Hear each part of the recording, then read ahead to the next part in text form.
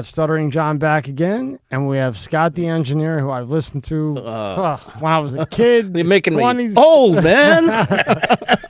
It's just, I never thought in a million years I'd be with both of you guys in the same room, so it's a pleasure. And I really thank you for coming. It's great. And Great John being here. always coming back.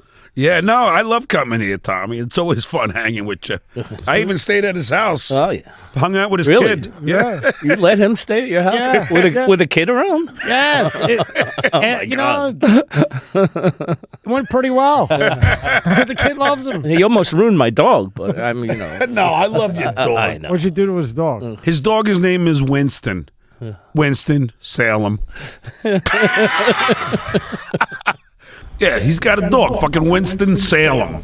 I must have been high that day. I know.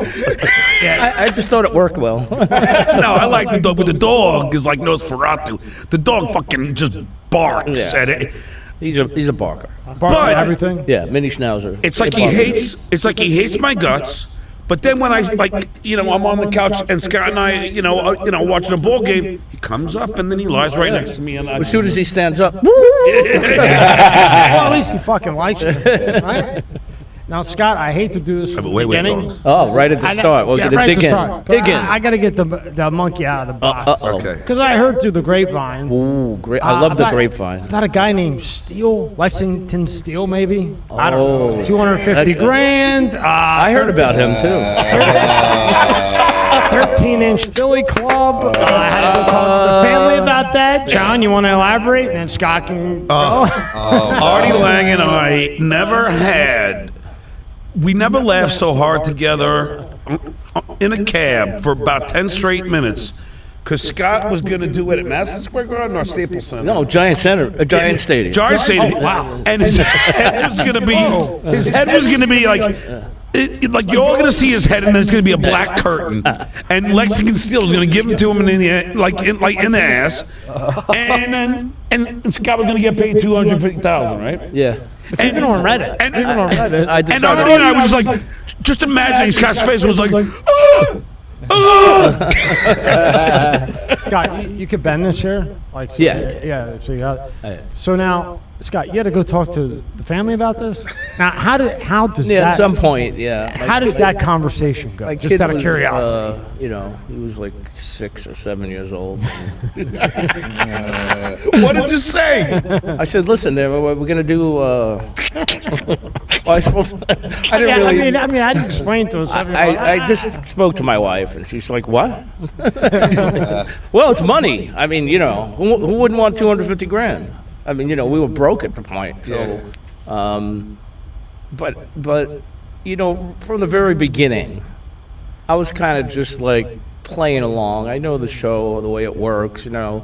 Casey came into me. He came to a lot of people, and he was like, "Would you get banged in the ass for $100,000?" That's the way it started. And I'm like, in my head, no, for $100,000, no.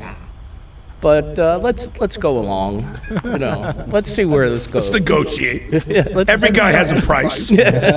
Well, let's see where this goes. I said, yeah, sure, why not? I didn't think it would go anywhere. This was off the air, and then I guess Casey went around, and I was the only one that answered yes.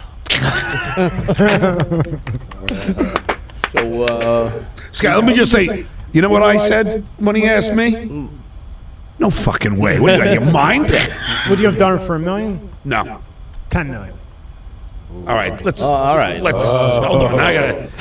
Can I be really coked and heroin out or something? Sure. Anybody got Lexington's number here? And he had posted it because I looked it up, right? Because he had told me, and he had posted, just for the record, I am not gay. Right. He wasn't happy with that. What did your wife say? Like when you come home, She was like, "What are you out of your mind? What did you lose your?" Who posted? I'm not gay. You? No. Lexington Steel. He was saying, I'm not gay. Oh. He didn't want any part of it. Oh, so he didn't even know that it was going on. No. We were just doing it on the show. He had no idea. Oh, but why did KC come up with this name? Lexington Steel was huge, so that's why Casey was okay. like, Okay. And then what was with all the push-ups you always had to do? Oh, hold on. Let's don't get. we'll finish this story. Yeah, go back to Lexington Steel. So then, how does it get? All I know is that part. So. There's a lot more. Yeah, no. And then how do we get? So Casey went to Howard. Like John always ran to Howard with everything that was interesting on the show. And I guess Howard was intrigued by the idea. And eventually we brought it up on the air, and it was like, you do it for $100,000? And, I was like, yeah, I guess, that was going to be in the studio. And then someone said, why don't we do it in Giant Stadium, Oh, my I'm like, God. not for $100,000. So I guess they upped the money, and I was just going along. I'm like, well, I honestly never thought it would happen, but I was just playing along. But if they gave you $250,000, you would have done it. I don't know. I was getting a lot of flack from family and friends and stuff. Did you explain it to your son? No, he was 6 years old. Oh, all right. 7 years old. He didn't know what was going on. Was there a point though where you thought, "Wow, this might really happen"? No. Or were you pretty sure the whole time it was? Just I was sick? pretty sure it would never happen. And the best part, the best part. So we're talking about anal on the air, on terrestrial radio, okay? Oh, that's right. Anal. Yeah. You're gonna get banged in the ass, You're gonna get fucked in the ass, which you couldn't say on terrestrial radio, but we worked around it, like usual. Yep. So one day, our esteemed GM comes to me, Tom Chiosano. Yes. Your favorite, I heard. And he says, listen, I know this is a bit, but we can't keep doing this, the language over and over and over. That's part of the FCC, you could say it once or twice, but you can't keep going over the same topic over and over and over again. And I was like, okay, shit. All right, so I thought about it and I said, great way to fuck with Tom Chiosano. Keep this going. He never told me that. Yeah, keep this going as long as I can to make him as miserable as he made me. Perfect. So that's what I did, and eventually it ended. And nobody was going to come up with the 250, number one. For one, right? Yeah. I'm sure Giant Stadium wouldn't let us be there. Number two, so I pretty much knew that wasn't going to happen. Right. Right. So, and number three, if it happened in the studio, Tom wouldn't let it happen anyway. No. So there was nothing that we were going to do. So I was just like, okay, let's go as long as we can go with this. But just the thought of it, Scott, you can. And when I say that to the show after like a year later, I'm like, yeah, I just kept no, you were really going to do it. You were really going to do it. I'm like, nah, I don't think so. Yeah, because you added up A plus B plus C. They would never allow that in Giant Stadium. Not going to happen. Right? Not going to happen. It wouldn't happen in the studio either. Yeah. So and it wouldn't happen on the air. Yeah, Tom Chiosano was that guy. Like you would have, like Howard would call you in. I could hear you, and he'd be that one that would always jump in and throw like the rain on the parade. Yes. Like it was like a great moment, and boom, he'd come in on the fucking thing, and it'd be like, boom, right? That's it. You're done. No, he was the killjoy. Well, that was his job. I mean, he had to protect the license of the radio station, and we had to try and get it taken away. Whatever. So yeah, I mean that's he was always the killjoy. At K-Rock, how much in fines do you think were handed out from the FCC? I have no idea. Tons, right? It seemed like every other week there was an old. I don't know. That wasn't any of my business to know, to care. I just was there to do my job. Whatever Howard wanted, we did it. But you know what really, Scott, what makes me sad is that, is that we didn't make really that much money. Money? What the fuck was money? I know. No, it really, Tommy, that's the sad part. Like, I remember standing behind Gary, and he was hosting like a wet T-shirt contest. And I'm going, I remember that. This is the producer of the biggest radio show. We had a scrounge. I had to have a DJ business on the side. 718 bag 5040. Here you go. You could call that number. It's still hooked up. 718-224. 500? Yeah. It's still hooked up. Yeah. So it just goes through an answering machine. Yeah. I like to check out who likes to leave me a message. So we would just do what we had to do.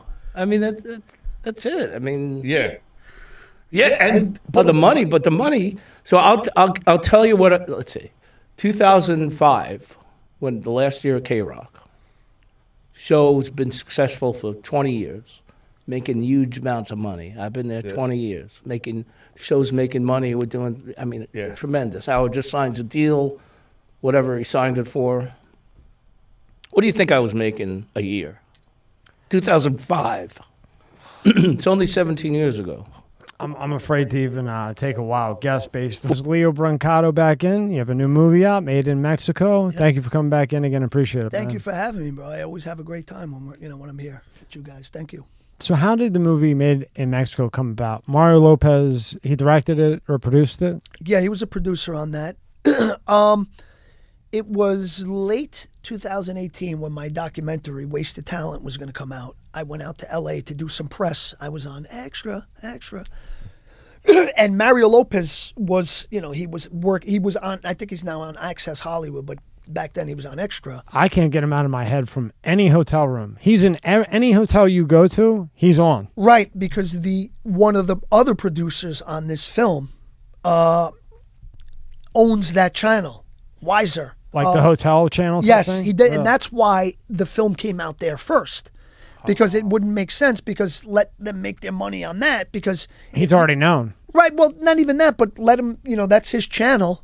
So, let him, not Mario Lopez, another producer, last name's Wiser. He's the showrunner of Extra. He figured, let me make my money on this if I can, and then we'll get, we'll stream it on the, various platforms. But Mario wasn't there to interview me for my documentary. Tanika Ray was, because it was Christmas time, and my mom, likes Mario Lopez and the whole show, so she knew before me. I said, "Oh yeah, Ma." I said, "I'm going out to L.A. I'm going to promote my documentary, Wasted Talent, and I'm going to be on Extra." Mario, not Mario. She goes, "Nah, he's going to be in New York lighting up the Christmas tree." So my mom knew he wasn't there, but so yeah, I went out there, and there was a guy, Rodney Rinks. We call him Tootie. He's Mario Lopez's hair and makeup guy, and very good guy, sweetheart. And I knew him from back in the day. We didn't really know each other, but we did. We knew mutual people. This one kid, Matt, that we knew, because they're from San Diego, those guys. Matt, Tootie, Mario, they're from Chula Vista. So... he did my, well, I didn't have hair, but he did my makeup, and we started talking, and he mentioned that he had this script that he wrote. It was called Made in Mexico, and he mentioned that, it would be a cool character for you to play because it's not something that you ordinarily do. And yeah, I mean, I want to be known as an actor, not a character actor.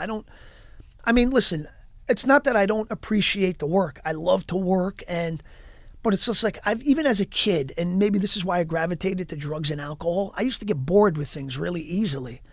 And even as an actor, don't get me wrong, I love the Italian heritage, the culture. I was adopted by Italians. They're beautiful people and everything about them. Just talking about them is making me hungry because the food.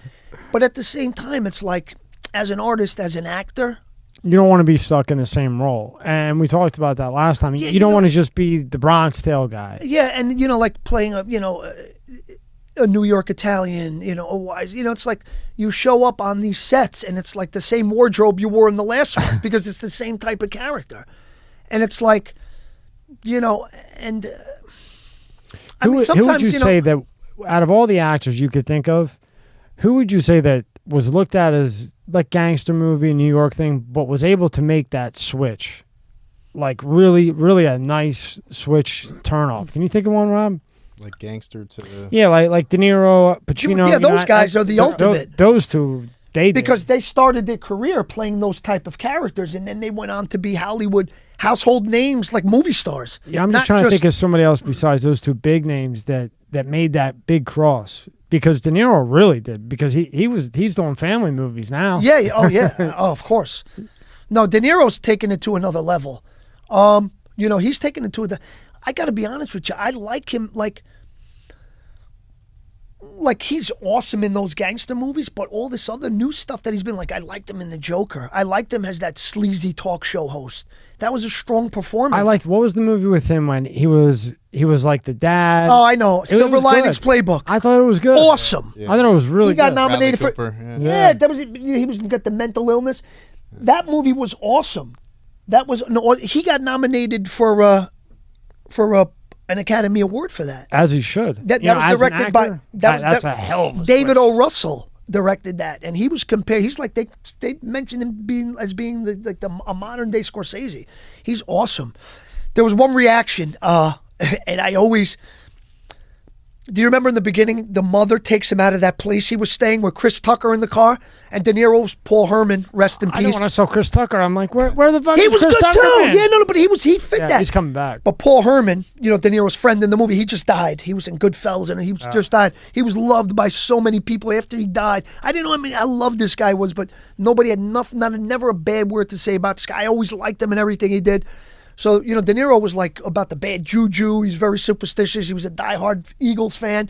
And they were getting ready to watch the game, and then the mom walks in, and she's with Bradley Cooper, and De Niro's like, he goes, what? What's this? He goes, what? What's this?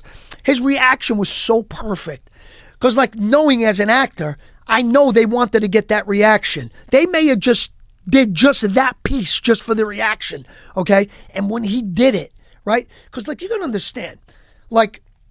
When I was younger and less experienced as an actor, it's like you're just not as good because you know what I mean? You learn as you go. But the way he turned around, he looked and he absorbed what he saw in order for his brain to react in the way that he did. But he took that real, authentic, perfect amount of time to where it registered and for him to react where it was so real. Now, on his level and his experience, how many, like, say, like a shot like that, they want that exact reaction, right? How many times do you think a guy like him has to do that? Just a wild guess. What would you say when a guy like him does a take, how many times do they make him do it over and over and over? You know what? On average. I don't think they would make him do it over and over because of performance reasons. I think they would make him do it over and over to give a different take on it every time. Okay, Bob, now try it this way. Try it less aggressive. Try it as, and then they go through it and then they pick whichever and then one they is the say, best. and then they cut the scene together and based on because you don't know, like that's a whole different animal. You have the footage and then you edit it. With that footage, you can make 4 different films. You could make 4 or 5 different films. This is why editing is so important. It's like this, this reaction or this take is not wrong, or neither is this one, or neither is this one. It's a matter of preference. As the director, which take do you choose that you think is going to be most effective in telling this story? Or not even that. Which one is going to make the character more the character? This character was written a certain way. Okay. Which take is going to bring out the most of what the director's looking for? Right. For this character in this film, this piece. Right. This piece is going to thrive on subtlety. So, now I don't want this to be big because the whole film is subtle. Even the reveal at the end is subtle. So to keep with that tone, you know what I mean? It's like, as an actor, like you got to realize that you're not always, first of all, you're not yourself. You're not playing you. Okay? So if you would look back when you feel like, you're just sitting there, say you're waiting on line at the bank and, and maybe you just want to just give a quick look back. But you got to ask yourself, would that character do that? Where you get one character where he's maybe a little more unsure of himself, or maybe something traumatic happened where someone did creep up or from behind or whatever. Something happened in his life where this particular character would look back. But then you get another guy, he doesn't fear anything or whatever. He hasn't had an experience which would prompt him to do that. So whenever you work on a big movie, whether it's Scorsese or whoever, right? On average, how many takes do they take? Like okay, Lilo, you're in today. You're going to do this, and this. On average, when working with the high-end directors, producers, so on and so forth, how many takes per scene do they usually do? Okay, everybody's different, okay? I worked with Woody Allen, okay? I worked with him on a film called Wonder Wheel. Justin Timberlake, Kate Winslet. I had a cameo. I had a hairpiece on and everything. How was Timberlake in person? Oh, sweetheart. Cool dude? Yeah, Kate Winslet, that was so nice. It's professional. That was in his prime, too. So, yeah, such pros, such nice people. But like the traditional way to shoot a scene would be you would get a wide lens and, you know, say it's us three. This is the scene. You there, you know, me here, this is it, okay? So the traditional way to shoot this, first what we would do is we would light it for a wide shot. That's called the master. Okay, so the camera would probably be straight here, because if you go there, you're going to miss your face. If we go here, you got your profile, you got my profile, and you got him head on, right? So now we got the wide shot. Okay, the wide shot's done. What do they do with the lighting? Well, the lighting's like, now that it's the wide shot, okay, they want, you know, that's why they got the light meter also. They want to see how much light exposure. So then when they light it for a different angle, it has to have the same amount of light, because when you cut it together, it's going to look like, what the hell? I never even thought about that. They have a light meter. Backlights and top lights. Yeah, no. And they actually have a meter. And, Yeah. Wow. Yeah, we're at a 2, 8, and 6. Okay, I mean, it makes total sense. Yeah. But, Okay, I need you to raise the flag a little bit. A lot of these people that do cinematography. What were we going to say? It's like the color temperature in here, different color temperatures. There's so much that goes. There's so much, man. There's like well beyond even me. I mean, I'm knowing I'm doing pretty well, but there's guys that are just. Oof. Yeah, there's an art to it. There's a science. It is. It's a real science, you know. So now you do the wide, okay? So now, say we would. So now, it's his close up, but it doesn't. You know, now based on the director, what size do we want? Maybe you could put the camera here. Maybe we'll get him from here up. We'll be off camera, and when we're off camera, we may not be sitting where we're sitting, because now the camera's so tight on him. It's right here. That any little look, it's so much bigger because it's right here. It's an art. So if we're sitting where we were sitting when he's got the close-up, it'll look like he's looking like this. But meanwhile, he's looking in the same spot. But because of the camera angle now and the size of the shot and the frame, we have to be off camera. So we could literally be like right here. This is the camera. We could both, your face will be here and mine will be here. So his eye line is right there. Yeah. So it matches. Okay, so now it would be maybe they'd want to get a 2-shot of me and you. So they'd put the camera here, we get profile, and then boom, boom. So now I got your close-up, I got mine. We may, you know, we'll get your close-up. Maybe we'll change the lens because the camera's already here. We got you from here up. Maybe, you know what, change the lens. Going a little tighter. We'll get 1 or 2 of you with the, you know, now real close if we need it. There may be something that you say or something that was so perfect, we wanted in the close-up. This podcast is brought to you by Monster Energy. Tear into a can of the meanest energy drink on the planet, Monster Energy. It's the ideal combo of the right ingredients in the right proportion to deliver a big bad buzz that only Monster can. Monster packs a powerful punch, has a smooth, easy drinking flavor. Athletes, musicians, co-eds, road warriors, metalheads, geeks, hipsters, and bikers dig it. You will too. Monster Energy is more than just the green OG. Monster has Monster Ultra, Juice Monster, Monster Hydro, Rehab Monster, Dragon Tea, Monster Max, Muscle Monster, and many more. Buy on Amazon, buy on Walmart, or go to monsterenergy.com and believe me, you'll find a place. Unleash the beast. Monster Energy. This episode is sponsored by Let's Get Checked. Are you the man your father was? Recent studies have shown that men's testosterone levels are dropping substantially since the 1980s at about an average of 1% per year. Low testosterone can have all types of health effects. It can affect your muscle mass, memory, mood, sex drive, you name it. And yes, low testosterone is more common the older you get, but can affect men at any age. So let's talk about today's sponsor, Let's Get Checked. They're a worldwide leader in at-home testing kits, and their male hormone test lets you easily test your testosterone levels at home. You can order a testing kit that will be delivered to you in a discreet packaging with next-day delivery. Once your sample arrives in the laboratory, confidential results will be available to you in your secure online account within 2 to 5 days. These results are reviewed by a clinician, and a member of Let's Get Checked nursing team may call you to review your results. Let's Get Checked laboratories are CLIA approved and CAP accredited, which is the highest ranking levels of accreditation. So, if you want to test your hormone levels without having to leave your home, visit trylgc.com/MSCS. Special offer for MSCS media viewers. Use promo code MSCS at checkout and get 30% off your test. The link is in the description below at the top. This episode is brought to you by Aurora. Do you know what the fastest growing crime in America is? For years, this crime rate has been surging and affecting millions of Americans. I'm talking about identity theft, and there's a new victim every 14 seconds. That's why I'm excited to partner with Aurora, who is sponsoring this video. Aurora is identity theft protection, fraud monitoring, a VPN, password management, and antivirus software all combined into one easy-to-use app. Aurora monitors the dark web for your emails, passwords, and social security numbers and sends alerts fast, right to your phone and email. Don't put your family at risk. Try Aurora for free for 2 weeks and see if your personal identifiable information has leaked to the dark web. Start your free trial at https://aura.com/MSCS. Link is in the description below. What do you think I should have been making? I think You should have been making at least 150. now at this point in 05, he's over with Sirius, right? Oh, we're still there. No, we're still in 05. We're still a K-Rock. At K-Rock. Still a K-Rock. I mean, I would say at least $2 million a year. $2 million. Yeah, because when I looked at the end around 2005, he was making, they say, between 70 and 90 million. So if I would think you would pay your engineer at least $2 million. I mean, that's your fucking engineer. So how much are you I making? mean, is that insane for me to think that? You're not far off. I was making $90,000. Wow. I guess 100, yeah. Yeah. Not even 100. And when I left, I was making 85,000.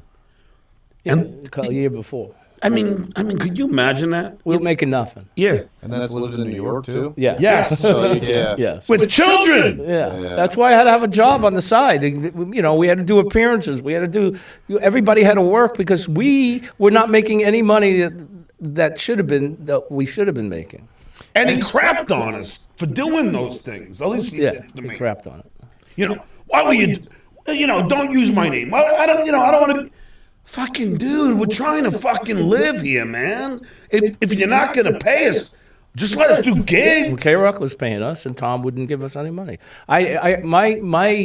Tom's cover for me was like, "You're in a union." I go, "Yeah, I know.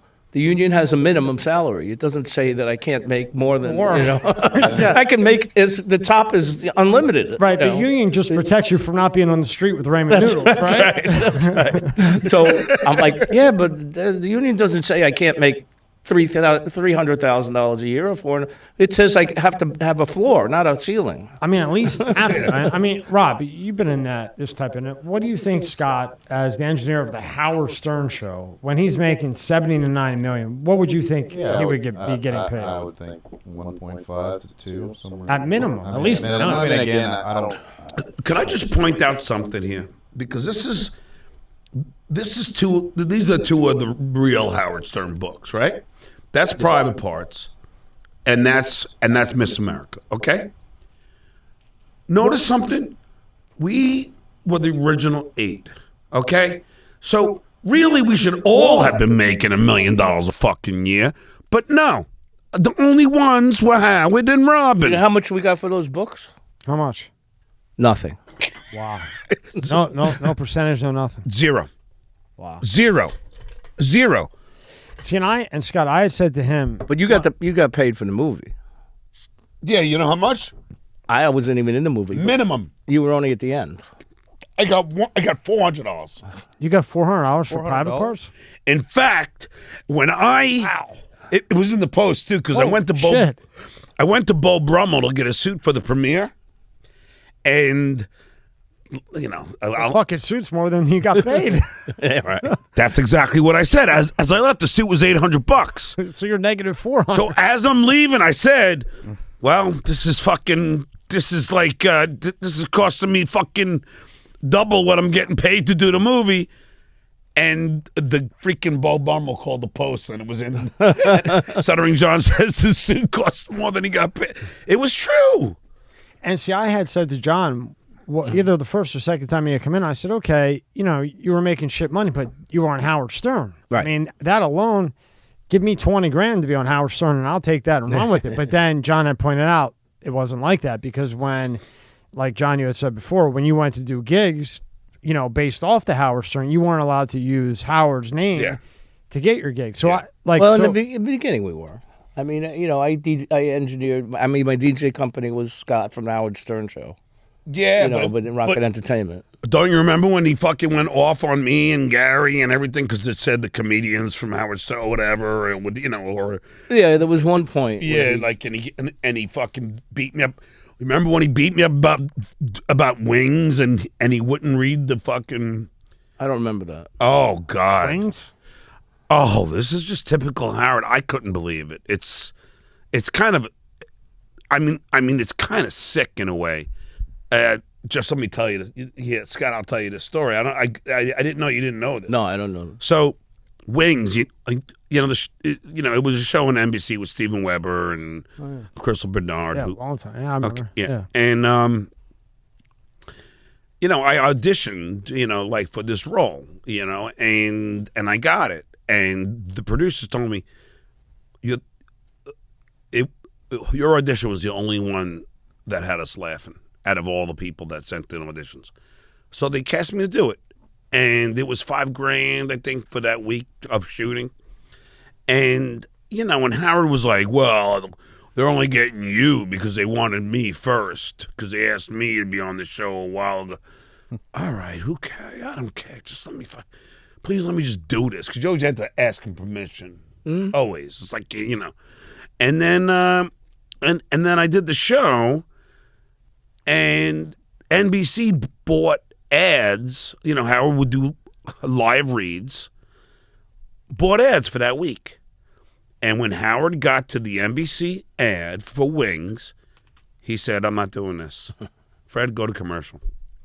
And then he would go to commercial. And Tom came in and go, what do you mean you're not doing it? No, they're just trying to use, John, trying to get to me. No, I'm not doing it. He's like, Howard, they're paying us a lot of money for these commercials.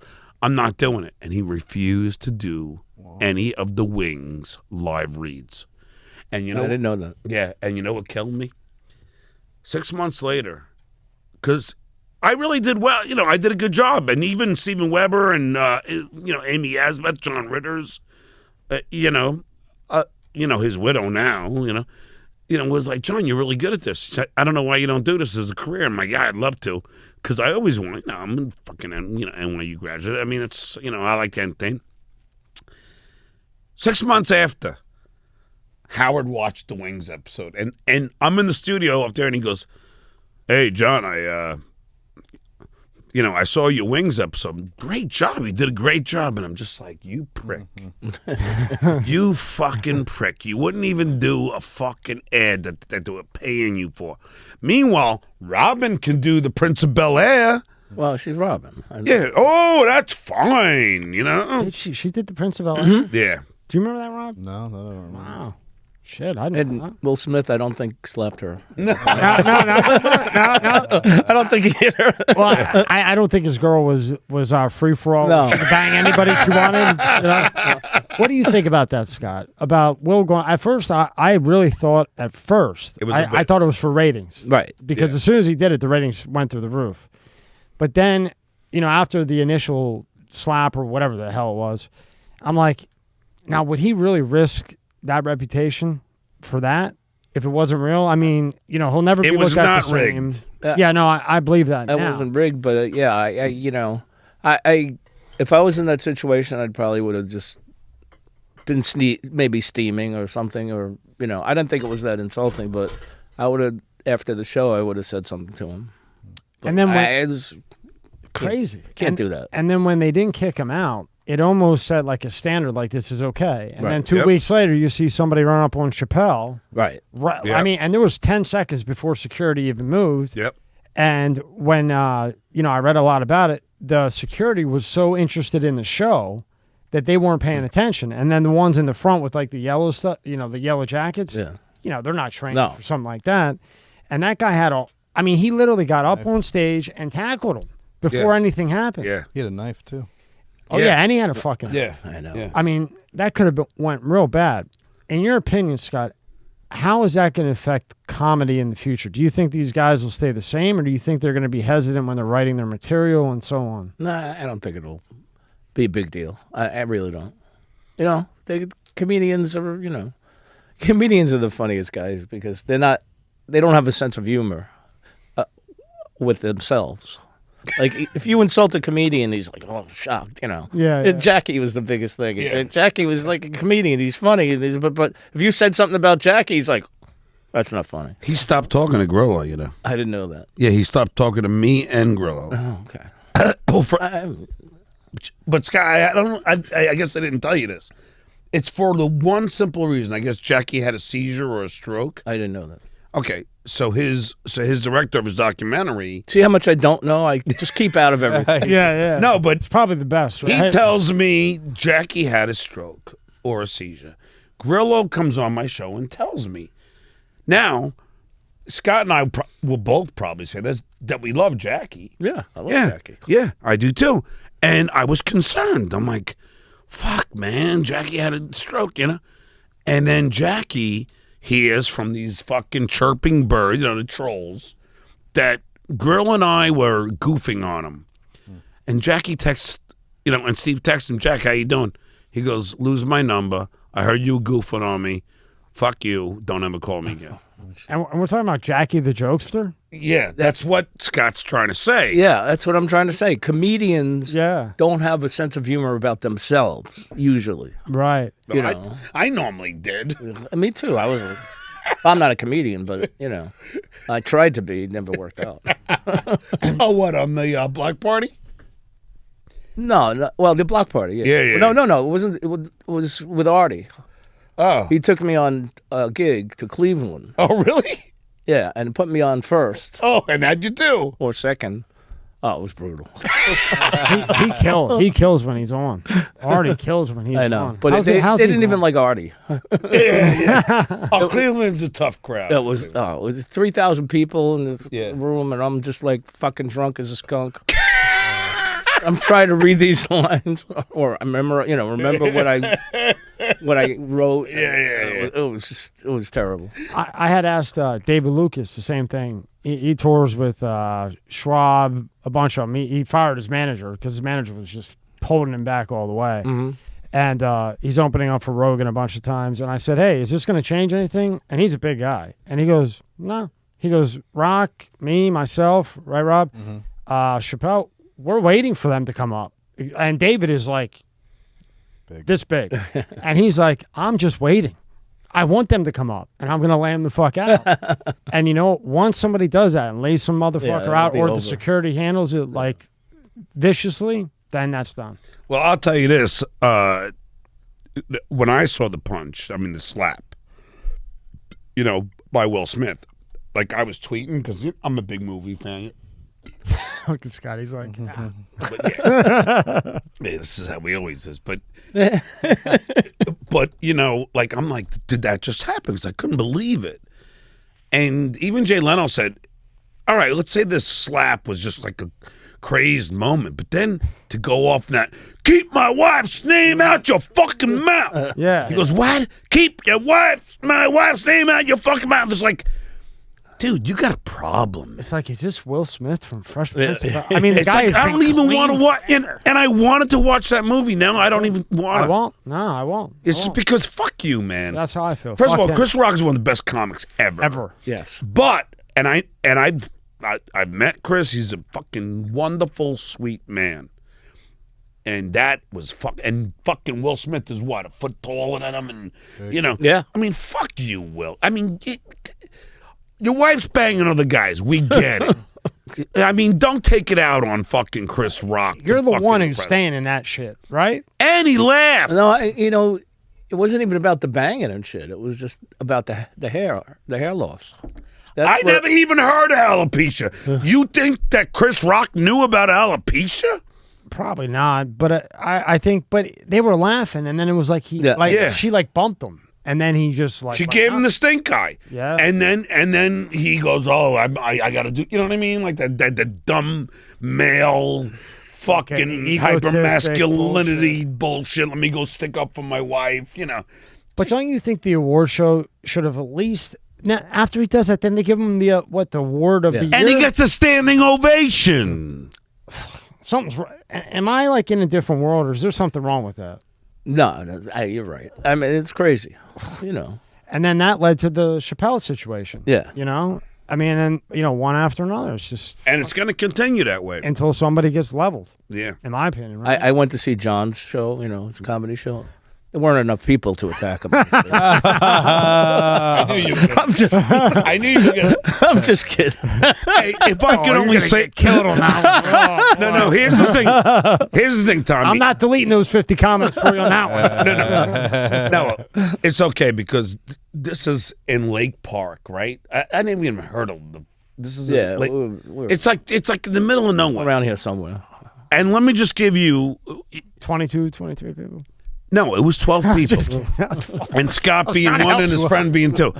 But I will say, Andrew Dice Clay did that same room. Yeah, and he's my friend, and he's one of the best comedians ever. He's a beast. Guess how many he had? How many? 30. I wouldn't feel too bad about that. Jim Florentine, guess how many he had? It's a small room, the black box. Jim Florentine, guess how many he had? What, do you get 100 in there at most? Not that. This is the other one. There's one in Boca that's bigger. Yeah, that one I actually draw at. Is that by the brewery? Is that a brewery next door?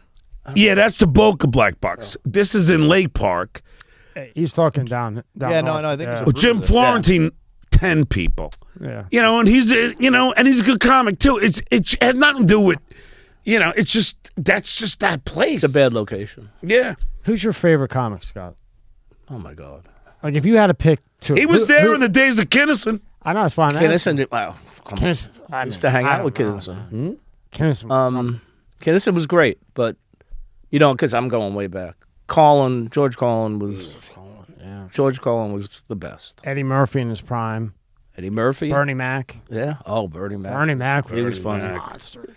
Yeah, he was good. But I love George Carlin. George Carlin. And then when you think who's your favorite comic? And then when you think of Bad Santa, Bernie Mac and John Ritter. Yeah. Do great performances in that movie, and they both fucking die, I think, like in the same year after that movie. Unbelievable. I know. Such talent. Now, you joined with Howard or K-Rock in 86? Yeah, 86. And Howard started in what, 85? A year prior? Okay, well, he started in like November 85. I came along in February 86. That was just a few months. So when you come in 86, who's all there? Thanks. Because are you before Baba Booey? Yes. Oh, wow. Wow. Holy shit. See, I didn't. That's why I No. Gary was already there. He was there a year. Okay. No, he was there a year. And then I got hired when they got fired from NBC. He went to K-Rock in the afternoons. So when they decided how it was going on in the mornings, they decided they needed an engineer that's capable of doing what he needed to be done because they didn't have any at that point at the K-Rock. So when you walk in, Gary's there, Fred's there, right? Gary, Fred, Robin, Howard. That was it? And you? That's it. No. And Jackie. Jackie wasn't full-time. No, it wasn't full-time. Jackie was, maybe a couple days a week at that point. And now when you walk in 86, what are you dealing with? You're dealing with tape? Tape. I was 4 years old, so I don't even know what the hell was around there. But I'm curious. I'm really interested in this. I was dealing with, 1986. So the technology K-Rock had at that point was 1975. Good, huh? Yeah. Okay. It was that good. Could they make your job any more harder? Oh my God. Oh my God. It was like. If I could say one thing, and I'm not kissing Scott's ass because that's the last thing I'll do, and he probably wasn't expecting me to give him a compliment. I'll kiss his ass. I listened to him for 12 years. But Scott knows that I love him, and I will say that whenever I did the interviews or whenever like something had to be cut, even though they had another engineer or another two engineers there, the only one that you wanted to cut it was Scott because he was that fast and that good. How do you like that? Thank you. How do you like that, man? Yeah. You see? And I'm gonna cry. and he did what was asked because a lot of and I enjoyed working with him. No, I didn't even. You know what? They would leave me alone because they knew I knew what I was doing. They didn't have to stand over me and say, do this, do that, do that. Gary would come in, I need this. Okay, you got it. Didn't have to, Gary told me that once. He said, the only one I don't have to watch over. I know you're going to do what I need to be done. There was no need to micromanage it. No, you knew no, what not you were at all. doing. And that's just, I mean, right there alone. I mean, Howard complained a lot. He's so slow. He's so slow. Well, do you want to He's write cutting on wrong? tape. Nobody could do it faster. Yeah. You know, so I knew that, and I knew it was all, you know. So, Scott, when you cut on tape, because we do this all, how do you cut on tape? How do you do that? Okay. Take me through the process. I'm interested. I don't give a shit. I cut it at NYU. I cut fucking, all my films on You're it. Stuttering John. He's the engineer. Yeah, right. No, I'm talking about, but again. Yeah. So, I mean, so you have you had the tools of the trade for an engineer at that point. So when you have to edit tape, you had a white grease pencil, a marker, a China marker. You had a splicing block. You had splicing tape, and then you would have to go to the point on the tape. It was a big tape machine with 10-inch reels. Oh my God! Never did it. You'd stop it, and then you wiggle the tape across the head. You hear where the point is that you want. You mark it with a China marker. You take the tape off the heads, put it in the splicing block, cut it with a razor blade. Wow. Yep. Take the splicing tape. Tape the two pieces together, cut out whatever you don't need in the middle. It's kind of like digital, but digital you can just go, you're done. Like right now we have like a blade. We have the blade tool, so you blade, but you were cutting. Actually cutting with a blade, with a razor blade. Not the fake one. I can't tell you how many times my fingers were cut. Yeah. and they were worn down. I had to cut all my nails down because you had to put the splicing tape on the tape in the splicing block. Yep. Put it on the machine. Mm-hmm. Did you play ever cut it, make too sure many it's words off? Did you? Yeah, always cut words off. And you're like, shit, gotta put it back. Gotta So you gotta save that little piece that you gotta save everything. I learned that you never throw it away until you listen to the edit. If it's good, it's good. Throw it away. If it's no good, put it back. See what happened. Wow. I very rarely made a mistake, but that was the way we had to do things, and it was very time consuming, very creative because you could do a lot of things people couldn't do even with tape. So yeah, because you can make it seamless. You were able to make it seamless where you didn't even know you cut it, right? Yeah, of course. And that's great. So you could tape that, and it would run and no skips. But that's why, getting back to what we were talking about Well, if before, you were good, yeah. Yeah, if you're good. Right. Yeah. That's why you were there 33 years. Might only got a package of Give me ramen that noodles. water. You want You want water? Yeah, I just got one. that one? But I'm good. But that's what I'm getting back to. I mean, he was the best at it. Nobody else there because there was other engineers. I'm not disparaging them. I'm not saying that. But Scott was the best at it. So I knew, if Scott was going to be there with me, it's going to be fucking done right. You always knew that if you're working with Scott. Other ones would take a long ass time, and Yeah. Okay, Well, it wasn't a cutting. He would come in with a cassette that he recorded the interviews on a cassette. So you had to take the cassette, and then John would go, where is it on the cassette? He goes, I don't know. and there's no spike in the audio back in those days. No, right? there's no scrubbing on the cassette. You just go forward for a minute, and then you play it. Was he supposed to give you time codes? Was he supposed to have time no. You asshole. There was no time Hey, fuck code. you! I'm out there interviewing 100 people Time at a code, time. right? No that time down. codes. No time codes. So you had to search through the tape. That sounds fun. I know it's in there somewhere. And Scott, how long were these tapes of bullshit that he gave you that you actually took a minute out of? What do you mean bullshit? They were beautiful. There was a lot of bullshit too because he would just let them run sometimes. Yeah. Like he wouldn't stop him in between interviews. Sometimes I didn't. So he did. So you got to like, what the fuck is this, John? But hey, Tommy, in my defense, I'm out there doing kamikaze interviews on the street, chasing people down. You think what? I'm a technical guy? It's a fucking timestamp, like 1 hour, 1 minute. You can't do a timestamp. No, on the cassette decks you couldn't do it. Oh, fuck. Couldn't do a time. Nice try, dickhead. All right, I'll take that. I'll take it. I took it on the chin. You could do a number thing, those numbers they used to have, but that never worked. No. It never matched up. No. So I would have to find it and then copy it to 1/4-inch tape first. I had to listen to it, copy it. Yeah. In case it was any cursing, I had to listen to the whole thing. Edit out what had to be edited out, bleep whatever had to be bleeped. Then I edited on the 1/4-inch tape. Then it had to go to cart. and copy it to a cart. Which is like an 8-track. How would you do? So a cart is an 8-track? It's like an 8-track. It looks like an 8-track. Yeah, I'd go to cart because Howard played things off cart. Yeah. How would you do it? So a beep. Would you do like, so if he said fuck, you would cut the fuck and put something over top of that? That would be a beep sound. No, the literal piece of tape that had fuck on it would come out. Uh-huh. And then I'd have a reel of just beep, of just 1,000. Oh, yeah. 1,000K. And that would go in there. 1K tone. You cut the same size tape that you took out and you put it back as a beep. Yeah. You think that wasn't time consuming? Yes.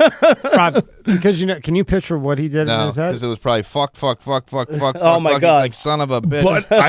But I will tell you, he did it so quickly, and he had the wrath of Howard over him. Because if I had a great interview like Billy Crystal or Yeah, whatever, but he would go and blab his mouth. You got to hear this. You got to hear this. And I'm back there going, no, John, no, it's going to take time.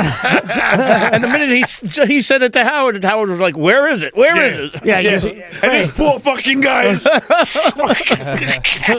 So now this prick can't write down some type of marker. Right. And then he tells Howard that he's got a good clip. Right. And then that leads to you where Scott, he's done in 5 Why minutes. is he so slow?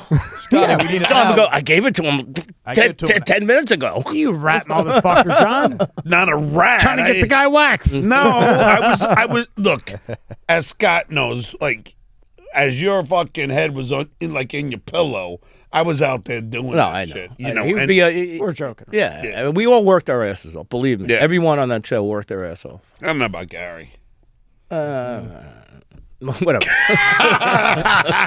So now when John comes to be hired, you're there. He's not. So take me through the hiring process. Yeah, I love to him. hear this, Scott.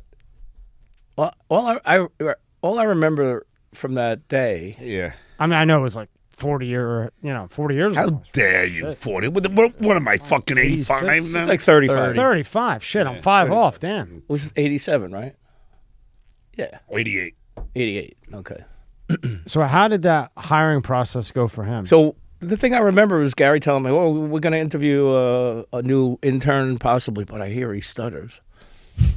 So I'm gonna bring him into your studio, and I'm gonna have Fred interview him, and we want to record it. I'm like, okay. I don't remember Fred being there. Fred interviewed you. Yes. I thought it was Bowie. I'll boo you a little, and then Fred came in. You always forget Fred. And don't you? I don't know if that tape was probably never played on the air. No, because I didn't stutter, you said. Yeah, he didn't stutter that much, but that tape exists somewhere. I don't have that one That would be interesting. Wouldn't that be cool to have right now? because we were just tape. So I handed off the tape, one copy. That was it. Nothing else existed. To Gary, Yeah. and then where it went from there, it went. Could be in the archive somewhere. And then when he's hired and he comes in, Yeah. how's his first couple weeks? Interesting. I mean, he didn't do a lot because he was just getting to know the lay of the land. No, that's bullshit. I did fuck What do you mean? It was only me and Scott, this is this is Gary's, I guess I could say it is partying days. And I used to I would log the show, answer all the phones. Yeah, but I wasn't I was in my studio. He's in We his were studio. separate. I didn't see what was going on with him. I would cut Howard's potatoes. I would have to buy his 10 potatoes for the week, his 6-pack of Volvic water, and his green apples. And then I would order his 6 ounces of white meat turkey like every day because I had to fulfill the king's ridiculous fucking menu.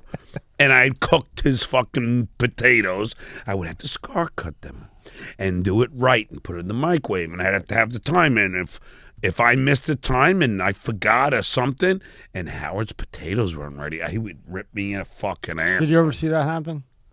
I don't think so. I was always separated. Like So I was always in the supported and studio, joint shit. separate studio, while he was. Yeah, he didn't work like he was like down the hall. You should go like this for that. I know. We had John cook because for you us. never saw our first place that we were at. You came to No, I we was were on Madison. Yeah, when you yeah, came. yeah. We were in a studio before that. That's what I was saying. 1975. Well, when I first started. At NBC. No, it was K-Rock, but it was another studio. Oh, really? Yeah. In '86, we were 650 Madison, somewhere. That was with the 1975 equipment. But that was fun, even funner. Can you imagine that shit? And we moved in '87 to where you started. Oh, okay. Yeah, which brought us to like 1980 in equipment. So now he's hired, and then he ends up pranking the hell out of you. He was prank calling you to death, right? Always. He would prank me constantly. But that was a few years later. After he got to know everybody, he was a little shy in the beginning. Yes. You were shy, John, huh? No, I was very... I didn't know I was going to come. I was very happy to be there until I learned immediately, like, who to fuck with, like Gary. I'm sorry, Scott. I don't know if you're allowed to talk about Gary. Who? Yeah. Yeah. Okay. What do you mean allowed? Well, I don't know, but I immediately knew that he was a buffoon. I don't think. Well, why do you think he was a buffoon? He would tell you, and Scott, you know what I'm talking about, but he would think he told you to do something. And he never did. And then after he gets back, he goes, I told you to do that. And you go, no, you didn't, Gary. He go, yeah, I did. I go, no, you didn't. Thankfully, there was there's interns there, and so he's all mad at me. I told him to do this, and then the interns, I go, did he tell me to do it? No. And then if he doesn't tell you, like it was always the other way around with him. Like, well, we had a lot of fights, me and Gary. Yeah. Everybody knows that. So I mean, it's just the way of the working environment. It wasn't anything personal. I mean, we had... No, it's not personal. No, because it's so intense, we had no staff. Yep. I was the engineer. There was one engineer, and I was doing 3 people's jobs. Mm-hmm. Same as with him. He was doing interviews. He was doing office work. He was doing potatoes. I mean... And when you work with the group every day, it's impossible. We have no interns. By the time we left K-Rock, there's probably 10 interns at the same time working. Tommy, I'll tell you my best. So, so I saw, because like Scott, no offense, but like Scott was like, Scott, well, we all were the punching. You might want to hit that before he says this shit. But, I mean, we were all the punching bag, but we all had our turn to be. So I just knew that Scott, because, all right, Scott hires me to help him at his DJ job, right? First of all, the car reeks of cigarette smoke. There's about 80 fucking, finished cigarettes in the ashtray. I mean, fucking his fingers smell like everything about him smells. My friend who I was with every day smoked 5 packs of Marlboro Reds. Oh, my God. Every day. How many of you smoke in those days? 2 to 3 packs a day. 2 to 3 packs. Wow. So the car reeks. Okay. I wasn't a smoker, but I don't care. And then we do the gig, and Scott's dancing around. Stand up, baby, stand up. With his tux. Hands up, by the way. Yeah, hands up, whatever. Yeah, I'm glad I don't know the fucking song. And he's doing all that with them and running around. I'm like, oh, my God. And then he gets paid, what, $500 cash? Around. Yeah. At that point. Rob, do you know what's going to happen next? No, I don't. He puts the $500 cash on the roof of the car. You weren't there. Yes, I was. Not for that gig. Yeah, you drove me home. You drove me back. Scott, that's how I knew it all. And he puts it on the roof, and we drive away, and then you figure it out. Oh, my God. I left it on. What happened was Scott, was he there? No, he wasn't there. Yes, I was. No, I'm telling you, I know who was there. And I know who ratted on me because I know who was there. Who was there? It was a guy named Matt Sager. Oh, he's a prick, but no, he was helping me. I'm telling you. Well, I worked for you. He eventually became a DJ at K-Rock. Yeah, but I worked for you too. Yeah, but that wasn't the gig. Oh, so what happened? We finished the gig and put the money in my pocket, go to my car, Can't find my keys. So I take everything out of my pockets, put it on the top of the roof. Find my keys. Money stays on the car. Scott drives away. Scott realizes half hour going home. Shit, I don't have the fucking money. Been there, done that. I put my wallet on the top of my car, and I was in a rush, and I don't know where it landed. I had to cancel every single card. It was an absolute nightmare. I've done it with my phone once. Your phone. He says phone. We're talking about 500 hours in cars. He's talking about a phone. Phone. Fuck a phone. We lost 500 in 19 whenever. Yeah, 1990 somewhere. Okay, so that's probably like $5,000 right now, being that $300,000 house is $2 million. But yeah. But anyway, so I would do these, like always, because everyone called Scott the sad sack.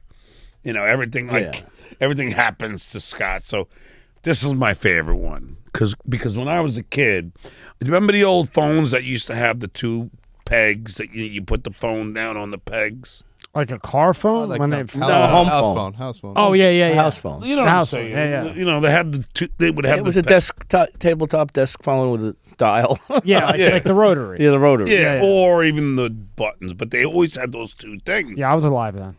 The receiver went down. Yeah. So I used to tape the phone down for my father, and then, I would call. I forget how I did it, but I would call, and the phone would ring, and my father would pick up, and he'd go, hello, and it just kept ringing, and I thought it was the funniest thing. If you taped the pegs down, you couldn't answer. So then I go, I'm going to do this with Scott. So then, first of all, like Scott used to get, Scott has a bad temper. He would get very angry.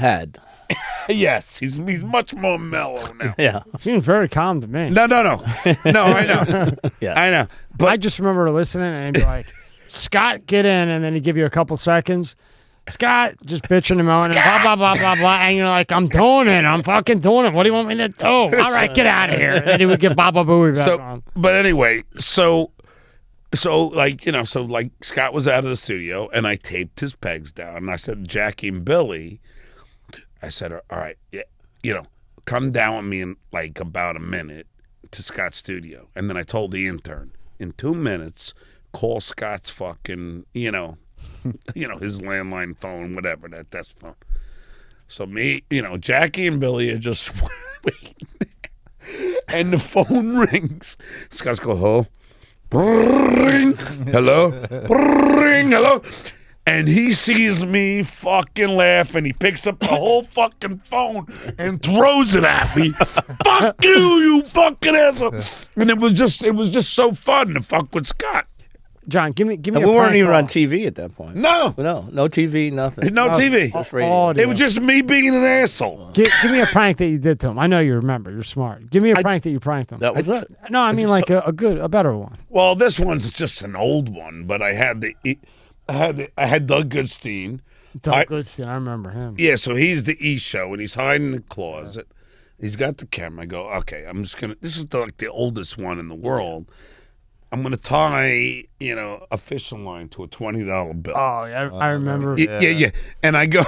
I got to tell you this, both of you. I was with my high school sweetheart, and we would always watch E. 11:30, I think you guys came on, like 11 or 11:30. 11:30. And my high school sweetheart and I, even if we were fighting, we would always watch it. And I remember the fucking rope. Go ahead. Yeah, so then, because I know Scott, because we all weren't making any money. $20 was like fucking $20. $20 is $20 at this point, right? You're fucking New York on a fucking shit salary. So I go, so of course, there's the 20. Scott's walking out of the studio.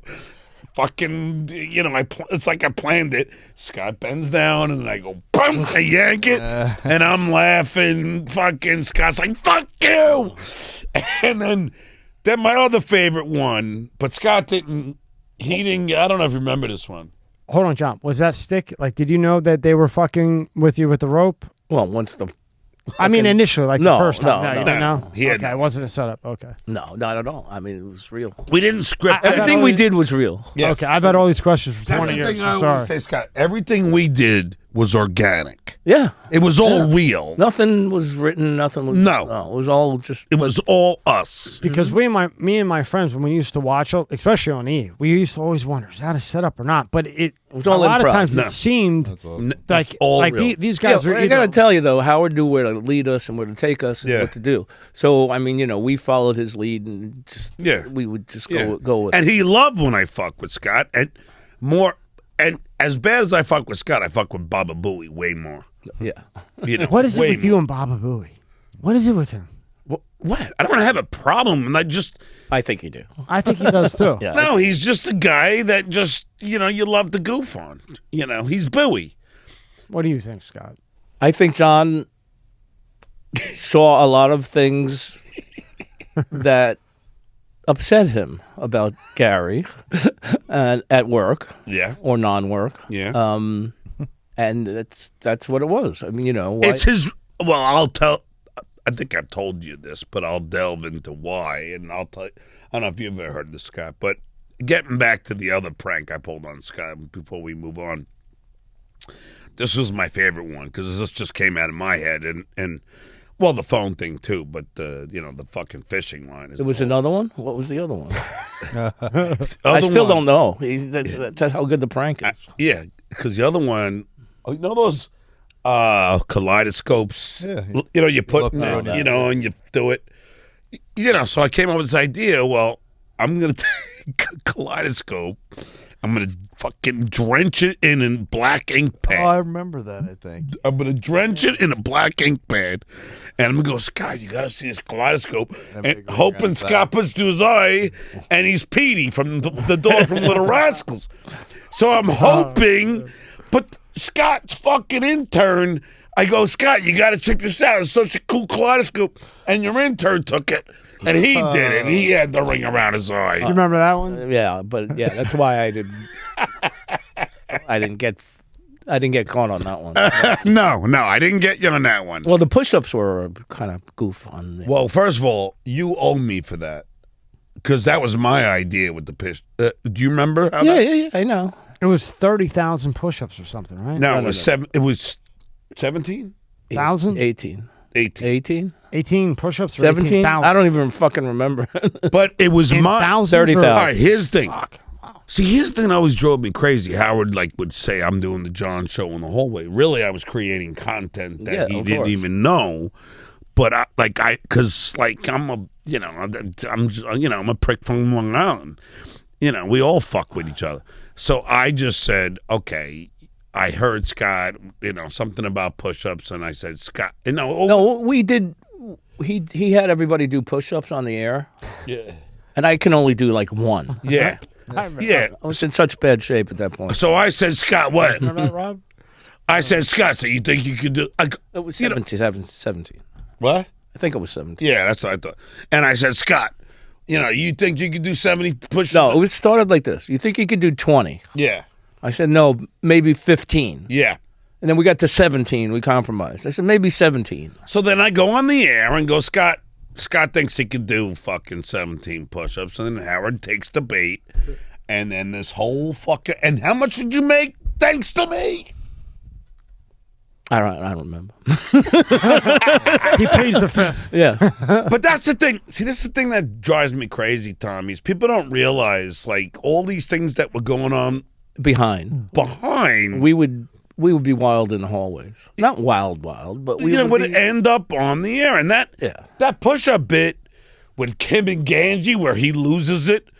Yeah. I told you not to tape. Where's the tape? That's all real. It's all real. It's all real. But it's all because of that fucking, of my fucking So thing. in my defense, yeah, the push-ups were ugly as hell. Still. But so when you're going from one push-up to trying to do 17 in 6 weeks, I had 6 weeks to get it done. Yeah. That was fucking hard. Yeah. That was hard. I was almost crying at the end. That was hard. Yeah. But, I didn't touch the ground. I did. Oh, they were really looking, huh? That's not one. Do another one. I missed one, so I did 18. One hit the ground. 17 ugly push-ups without touching my stomach to the ground. Oh, but this is the best. Who did they bring in to be the ref? He was an intern. Yeah. Beetlejuice? And man. Who's the ref? Who's the ref? I forget. He's right. It was an intern. Yeah, it was an intern. Yeah. And Scott maintained that he did it more legitimately. Howard was like, no, you didn't. And then Scott lost it. I did. What'd he do? You pay me my money. You pay me my money. Well, we didn't set ground rules other than you can't touch the floor with your chest or stomach. I didn't touch the floor with my chest or stomach, but they didn't look like push-ups either. Well, but the bit was so good, he probably wanted to keep it going. Yeah, you know? and Dominic was there. Yeah, and then Scott was so pissed off because he thought that Howard would not pay you the money. Yeah. I think it was 20 grand, wasn't it? Well, it was 10 from him, 10 from Robin. Yeah. 5 from Jackie, 5 from Fred. Where are my Where's my commission? Nothing from John. Yeah, well, from John bitches nonstop about money? Dominic chipped in. I'm the one who made it all happen. It's like Artie's fucking softball thing was me too. You know, where he would hit. You should have at least cooked him dinner. You know, a softball. It's like I would always create these things and like, you know. Oh, go fuck yourself. So now when Private Parts comes about, right? You guys are doing this. How far in advance do you guys know that Howard decides he's going to do the movie Private Parts? Oh, we knew it because he signed with, I forget. We knew a couple years before. He was originally going to do The Adventures of Fart Man. Yeah. And that's why he is in the Fart Man costume at MTV. Yeah, with the butt costume and everything. Yeah. And then, you know, thankfully someone talked, you know, some sense into him because that would have been like one of these horrible movies. And, you know, and then they did Private Parts. And they never asked you ever to like... Nobody asked me to be in Private Parts. The guy they had as the engineer in Private Parts looked like me. And everybody said to me after the premiere, "Oh, you did a great job." Oh! And then you got to be like, hey, that wasn't me. Oh! But I did pull a lot of the sound effects for the movie. Well, at least you got that part, right? I will tell you, Scott, that like they didn't... I was so pissed because who was the writer? Lee or Len? And so I would walk around the hall pissed off. I'm like, I'm not in this fucking movie. Are you kidding me? Me? Because he's been there before you. He would open his mouth. I didn't say a word. Yeah. You know, I never said anything like I got to be in this movie. It was the heyday of the Stuttering John interviews. Like, you got to give me that. I mean, it was like look at the heyday. I didn't even know you had a heyday. You asshole. You know exactly what I'm talking. All those fucking interviews. Shots fired. Even you cringe sometimes when I do. You know. But anyway, so I was pissed. He was probably cringing how much he's going to have to edit because of you. Probably. You know, but then, this is the best. I don't know. I never told you this, Scott. But then. Boy, you're finding out all kinds of shit. Probably don't want to remember. No. Should I leave now? Or? No. So, would you like Scott to step out? No. So then they asked me if I, you know, because I'm running around always like pissed off. So they go, you know, whoever wrote Len Bloom, I think, whoever wrote the movie, he's like, you know, we're going to do like a scene with you. And he like writes just like the things I was complaining about in the hallway. You know, it wasn't exactly, you know, what I wanted to do. So I go, yeah, I'll do it. This is the worst, Scott. I show up to the movie set. And they go, oh, yeah. Oh, Stuttering John. Okay. Yeah, we have a room for you. Just go back over there. And I go to a room with Beetlejuice, like Hank the Angry Dwarf and Fred the Elephant Boy. I'm like, what the fuck? Crackhead Bob. I'm like, you know, it's like Animal House. There is Otis and Louie, and you know, I'm like, are you guys fucking with me? And then I did the scene, you know, with me complaining about. I just improv'd. Like fucking everything off the cuff. Yeah. I go, like, and my favorite line of that, I just Believe say, me, it wasn't off the cuff. He knew exactly what he wanted to say. yeah. Oh, I did. All his bitching and moaning. Yes, you? Me, bitch? Isn't the pot called the kettle black? So he goes, so I said, because in my head, and he says, I'll be in the sequel. Suppose the movie fucking sucks and there won't be a sequel. That was just me, And I did it for Betty Thomas. She was the director. And I'm spitting and stuttering and everything else. She goes, can we do another take? Because you were spitting like all over the camera. Idea. That's the idea. Yeah. And I go, okay. But you're going to use that one. Sure enough, that's the one they used, Scott. Yeah, I mean, that's the idea. Right, to have him spitting. And Like that's when he went his to stick. Jay Leno, was Stuttering John. I don't know that guy. That's on the Tonight Show. I know Stuttering John. Right. I know. They had him totally, not stutter. I know. They fucked that whole thing up. Yeah, I mean, why bring in Stuttering John if you're just gonna? Because the point would be to have Stuttering John to increase the ratings because it's Stuttering John. Scott, I totally agree with you. But if he doesn't stutter, then that's the comedy. Right. I totally agree with you. They, it's like they got me because they like me, and a lot of it is from my appearance on the Tonight Show. I don't know if you ever seen my first appearance. Yeah. It was very honest, and I was goofing on all celebrities. And then suddenly something changed, and then I know what changed. They heard your audition tape. Oh, you want to get into that? No. Keep going. No. Oh no, I'll get into it. Well, yeah.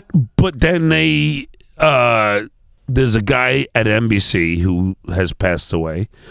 His name was Rick Ludwin, and he wanted Ryan Seacrest to be the announcer. Oh, geez. And he just did not see me in that role. So they tried to put me on a suit, which I look horrible in a suit, and then, and make me be all PC and, and all clean cut. It just wasn't me. It wasn't you. It wasn't you at all. No, and it was... When I saw you in a suit, I was like, who the fuck is this? I agree with you, Scott. I mean, they fucked up that way, Did they ever have you interview... You should have done the pre-interview with the guests. Yeah. Just like you did an interview on the street. Yeah. Did they ever do... No. They never had you do a pre-interview? No. It was... You would think that they would, right? Yeah. Here are the questions Jay will not ask you. Yeah. Yeah. Yeah, that would be a funny bit. Yeah. No. And it'd be a great lead-in to the show, right? Yeah. Because Jay doesn't ask directly, so then Jay doesn't look I like just want to know, what you think of anal sex. Yeah. yeah, right. No. I totally agree with you. So I was kind of misused, miscast, but initially, I think what happened, they did want me to be Stuttering John, but then Howard went so batshit crazy on Jay and beat the fuck out of him. Yeah, he did. And they got cold feet. They're like, Jay's not that guy. I want to piss anybody off. So he then had to, because he had a conversation with Howard, and Howard was like, Jay, I'm not your fucking friend. Fuck you. Yeah, I don't understand that. I never understood that. Why the guy's looking out for his career. John, I'm talking about. Yeah. Why be mad at Jay? John's looking for a job. John's looking to get advancement. Yeah. There was no advancement at the Howard Stern show. It was the Howard Stern show. You did what you did. There was no going higher in that job. No. So he was looking to continue his career. And what he pointed out, I think the last time, was when Howard was away, Jay had contacted you to come on, and you had enough respect to say, hey, look, Howard's not here. I'm not going to have that kind of conversation without Howard being here. Right? Or am I like in the fucking cave? I think you're in a cave. I don't. Don't make me pull up the last YouTube. You had a lot of fucking beers, but what? You said that Howard went on vacation. Jay contacted. No, that's when he accepted the job. Before he accepted the job. Yeah. Yeah. I'm saying Howard was on vacation and he didn't accept the job. Correct. Then he did. He waited for Howard to come. Yeah, back. and I'm saying that's not true. That's what you said. No. I can prove it to you. No, I said, okay, Scott. I have the okay. video. Okay. Here we go. Hypothetically. He kept the video, and I kept the audio. Wow. And we'll get to that. That's 1, 2, We'll get and to- 3. We'll get to this, Scott. 3 versus 1. You lose. Yeah. No. But go ahead. Okay. So what happened? But we know what really happened. No. I know what really happened is I did the appearance as a guest on the Tonight Show. Debbie Vickers, the exec producer, and Joe Medeiros, the head writer, in the commercial break. Because I did really well. And even when I watch it now, it's on StutteringJohn.com. StutteringJohnMelendez.com. Even when I watch it now, I was charming. I was funny. I was humble. And they really liked me. And as soon as that Debbie came up to me and offered me a job. So Baba Booey happened to be in L.A. for some fucking reason. I guess he was doing a tooth convention. And There were a lot of those back then. and They're not his real teeth, right? No. So then he's there, and they want me, to be a correspondent. Right. Well, yeah, that made sense. Yeah. So, which be like good money, Yeah. So then I asked Bowie, and he said, "Howard would never let you do that." What? At the same time, they wanted you? Yeah. Oh. Yeah. And Gary said that he'll never let you do that. Okay. And I'm not going to get into that, but it took me, it took the audition tape, and it took me, so the Tonight Show flew me out to do a correspondent piece. I called in sick on the Stern Show. Oh, okay.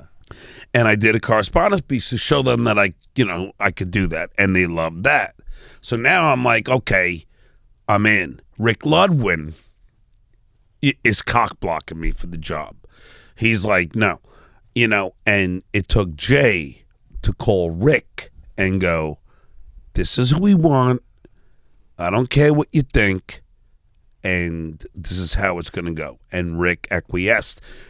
And you know what's so weird? Rick Ludwin saw Artie Lang at Carnegie Hall, got a ticket behind a pillar. It was like, so he was a big Stern fan, Right.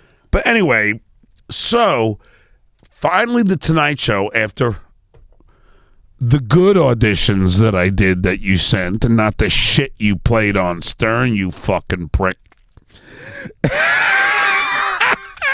I have no comment. After that, I'm going to tell you the truth in a minute. yeah, go ahead. After that, then so when I did that, I had to go there again to prove that I wouldn't stutter during an announce, which is impossible because a singer, and doing an announce, it's Tonight Show, there's no way you're going to stutter. I mean, if I walked around and talked like, hey, how you doing? How you doing, Tommy? Hey, Scott. I'm not going to stutter. So I proved that to them, but it was a bunch of hurdles to get there. Anyway, so then they finally offer me the job. And then I have to make a decision. And I'm sorry, prior to that with the correspondent thing, I talked to Robin. Oh, okay. And I confided in Robin, and she's like, John, you're an adult now. Howard views you as a kid in college. You set up a meeting with Laura and asked Laura, like if you could have a meeting. And I did. I don't know if you remember this on the air, but Howard said, John, I know you're trying to meet me, but I don't want to meet you. I don't give a fuck about your career. I don't care. So then I went back to Robin. And now what? She goes, go back and do it again. Call Laura. I did it again. And again on the air, Howard says, John, stop. I don't want to talk about it. I don't want to talk to you about your business. I don't give a fuck. Okay. So then I was like, okay, that's it. So when they offered me the actual announcer job, I'm like, fuck you. I tried talking to you about it, and like you didn't. So then I confided in Artie Lang, because Artie and I had become close. And he's like, John, don't you think you should, at least tell Howard, I go, Artie, if I tell Howard, he's going to sabotage me. I know it, and you know it. And I'll give you proof if you don't know. I don't know that. Well, I don't know that. You know that because I wasn't there. Yeah, so. yeah. I go, because imagine I told Howard that Jay Leno wants me to work for him. Howard would have put the kibosh on that immediately. So I fucking, so I signed the contract. I told Artie that I'm leaving. He goes, yeah, you should talk about it. I go, no, I ain't doing that. I give him my 2-week notice, and and that's when we're on the vacation. So I don't know what part that you're talking about. So what really happened, Scott? Oh, with the tape. Oh, this is the different tape part. That's a This different is the part. audition tape. It's just the tape. When he was auditioning, he was like, yeah, what do you think? I'm like, I told him I was doing a truck pull or something. he didn't tell me. Pull? He didn't tell me what it was for. Right. Yeah. He just said you got to make a tape, and I said, all right. And he said, and I knew it wasn't perfect. I knew because we would always do that to each other. If we did something really bad or stupid, and the guy would go, what did you think of that? Oh, awesome, baby, awesome. Yeah, That's like, it. like the yeah people. Right? You nailed it. Yeah. Probably just to destroy you, really, in that atmosphere, right?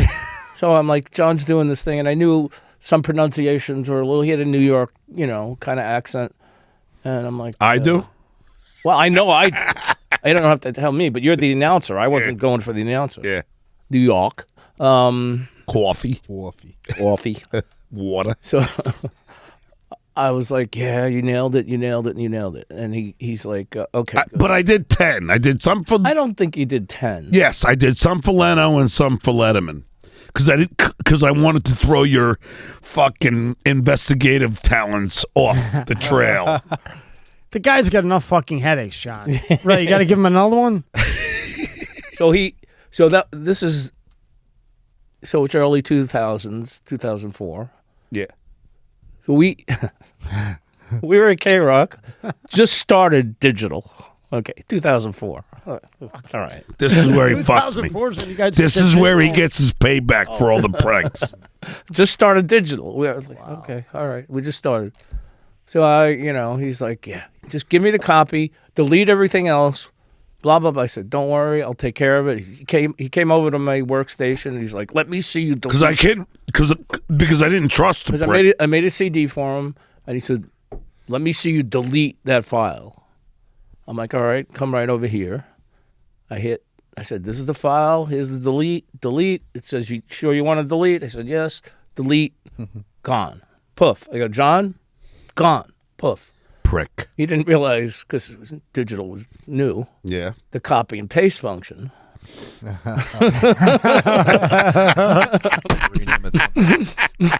So the copy and paste function pasted it to another file, another hard drive. Fucking asshole. Not good. Right. The original was deleted, but the copy and paste file was still. Well, hey, Scott, you're moving up. You got hard drives now. It's only 2005. Yeah, you know? really. So yeah, that's the story. And then I didn't know what it was for, but I saved it. Because Howard would like. Yeah, but he's good like that. That's why he's good as an engineer, because you didn't believe me.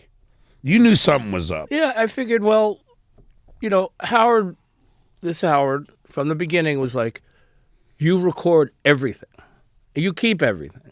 You never know. So I always did that. I always kept everything, recorded whatever I could, kept whatever I could. So a few months later, along comes John's going to the Tonight Show. I'm like, that motherfucker.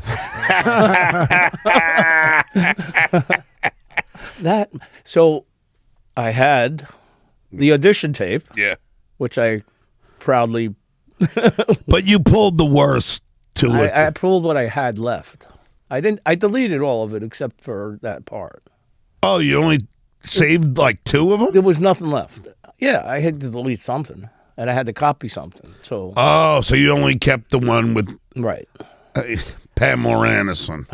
Pamela Pamela Anderson, you mean? Nicolas Cage. Yeah. Nicholas. How Yeah, about him? yes, He yes. just got hit with 4 counts. Pull up tab 5. Oh, really? Yeah, he got hit with 4 counts from the UK for sexual harassment or Spacey. Yeah, that's Kevin Spacey. Fuck, I'm thinking That's Kevin Spacey. Spacey. No. Yeah, he got fucked. Come on, stop drinking so much. You got to Yeah, get. Nicolas Cage is fine.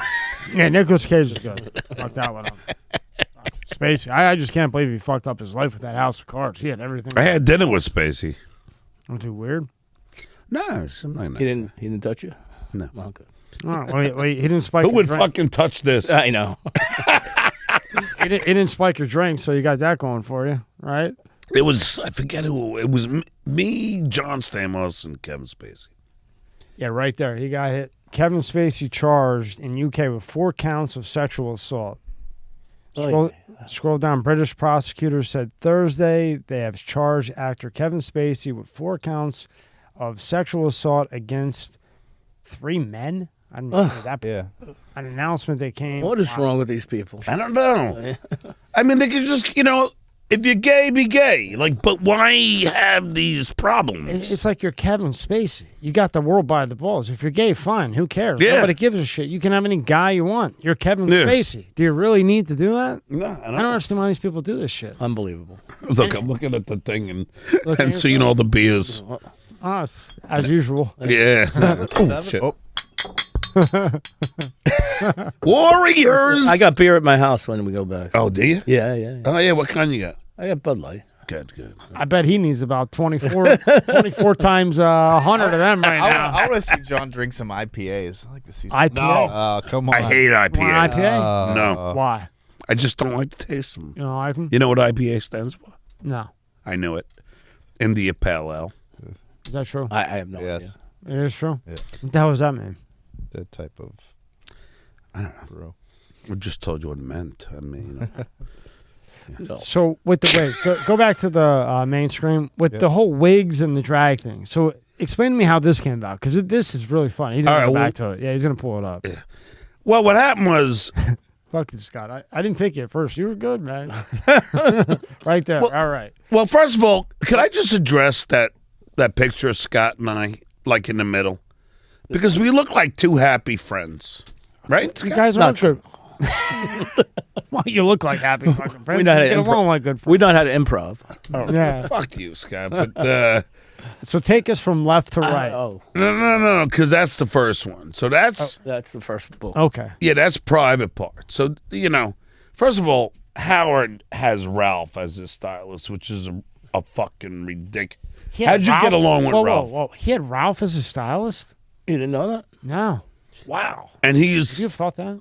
he has no ability in that, and so I got along fine with Ralph because I never had to deal with Ralph. yes, So but okay. that's why I got along. Good answer. Yeah. Okay, but Nevermind is huge around this time, fucking.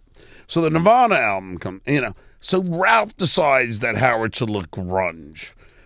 This 50-year-old man should look grunge or whatever he was.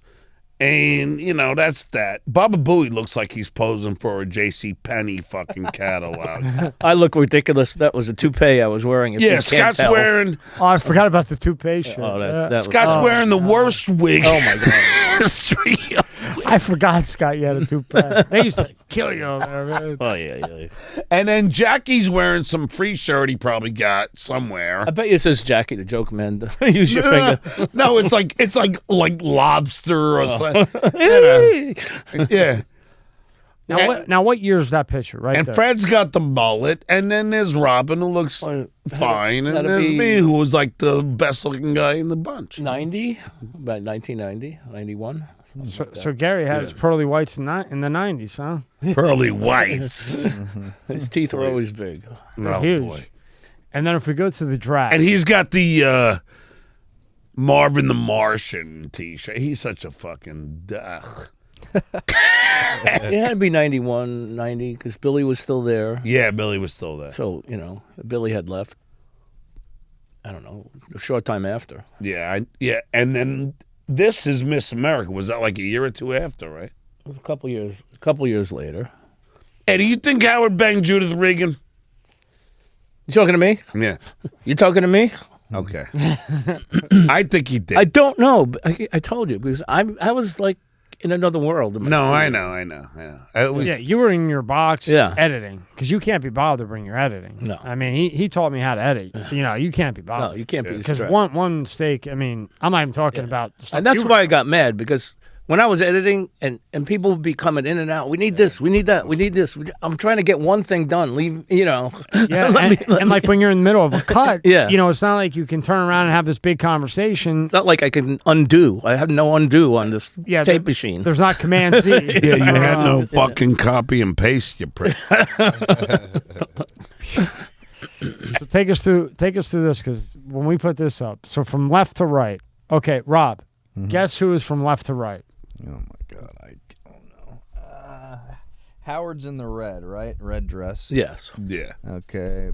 Well, that's easy. He's a fucking giant. Baba Booey here Where? with the white. Yeah. Yeah, Baba Booey. Yeah. The ugliest fucking. The pink. That's Baba Booey in the white. Yeah. Yeah. The pink is you, not John. Well, it does say Scott. Yeah, top of Scott. Yeah.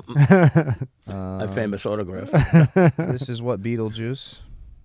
Nope, that's Robin. That's Robin. I said Beetlejuice too. Oh boy. I didn't say that one. That was the guy in the back, Robin. Just in case you happen to check out my peanut ass. Sorry, Robin. I don't know the to the left. John, where are you? You are. Boy, where's the ugliest looking guy? That would be me. You, but John, are you wearing this gold No. no. I think John's got the cheetah print. here? I think he's got the John? cheetah print. John, right here? The purple? You can't see your mouse. Oh, You don't sorry. have Oh, it. you can't see my mouth. Sorry. The purple with the black bag? The purple. Yeah, that's me. That's you. That's you. Damn, I thought that. I'm the hottest chick there. Billy West is in the cheetah. Yeah. And then who's the girl? Fred. Fred. That's Fred with the blonde hair. Yeah. Yeah. He did pretty good. Fred's. And then far left, Jackie. that's Jack. Wow. Yeah, Jackie and Scott are the two ugliest chicks. And then Baba Booey is like next. I don't know. That's funny though. Right. What was that? 93, probably around 93. Now, Scott, now how did that come about? Why did you guys end up doing that? I mean, I know it's a stick, but like how did it come about? I guess I don't know. I just did what I was asked to do, and Howard wrote the book Miss America, Yeah. and we're all Miss Americas. God, I mean, here we are. how you did it? You pulled that one off.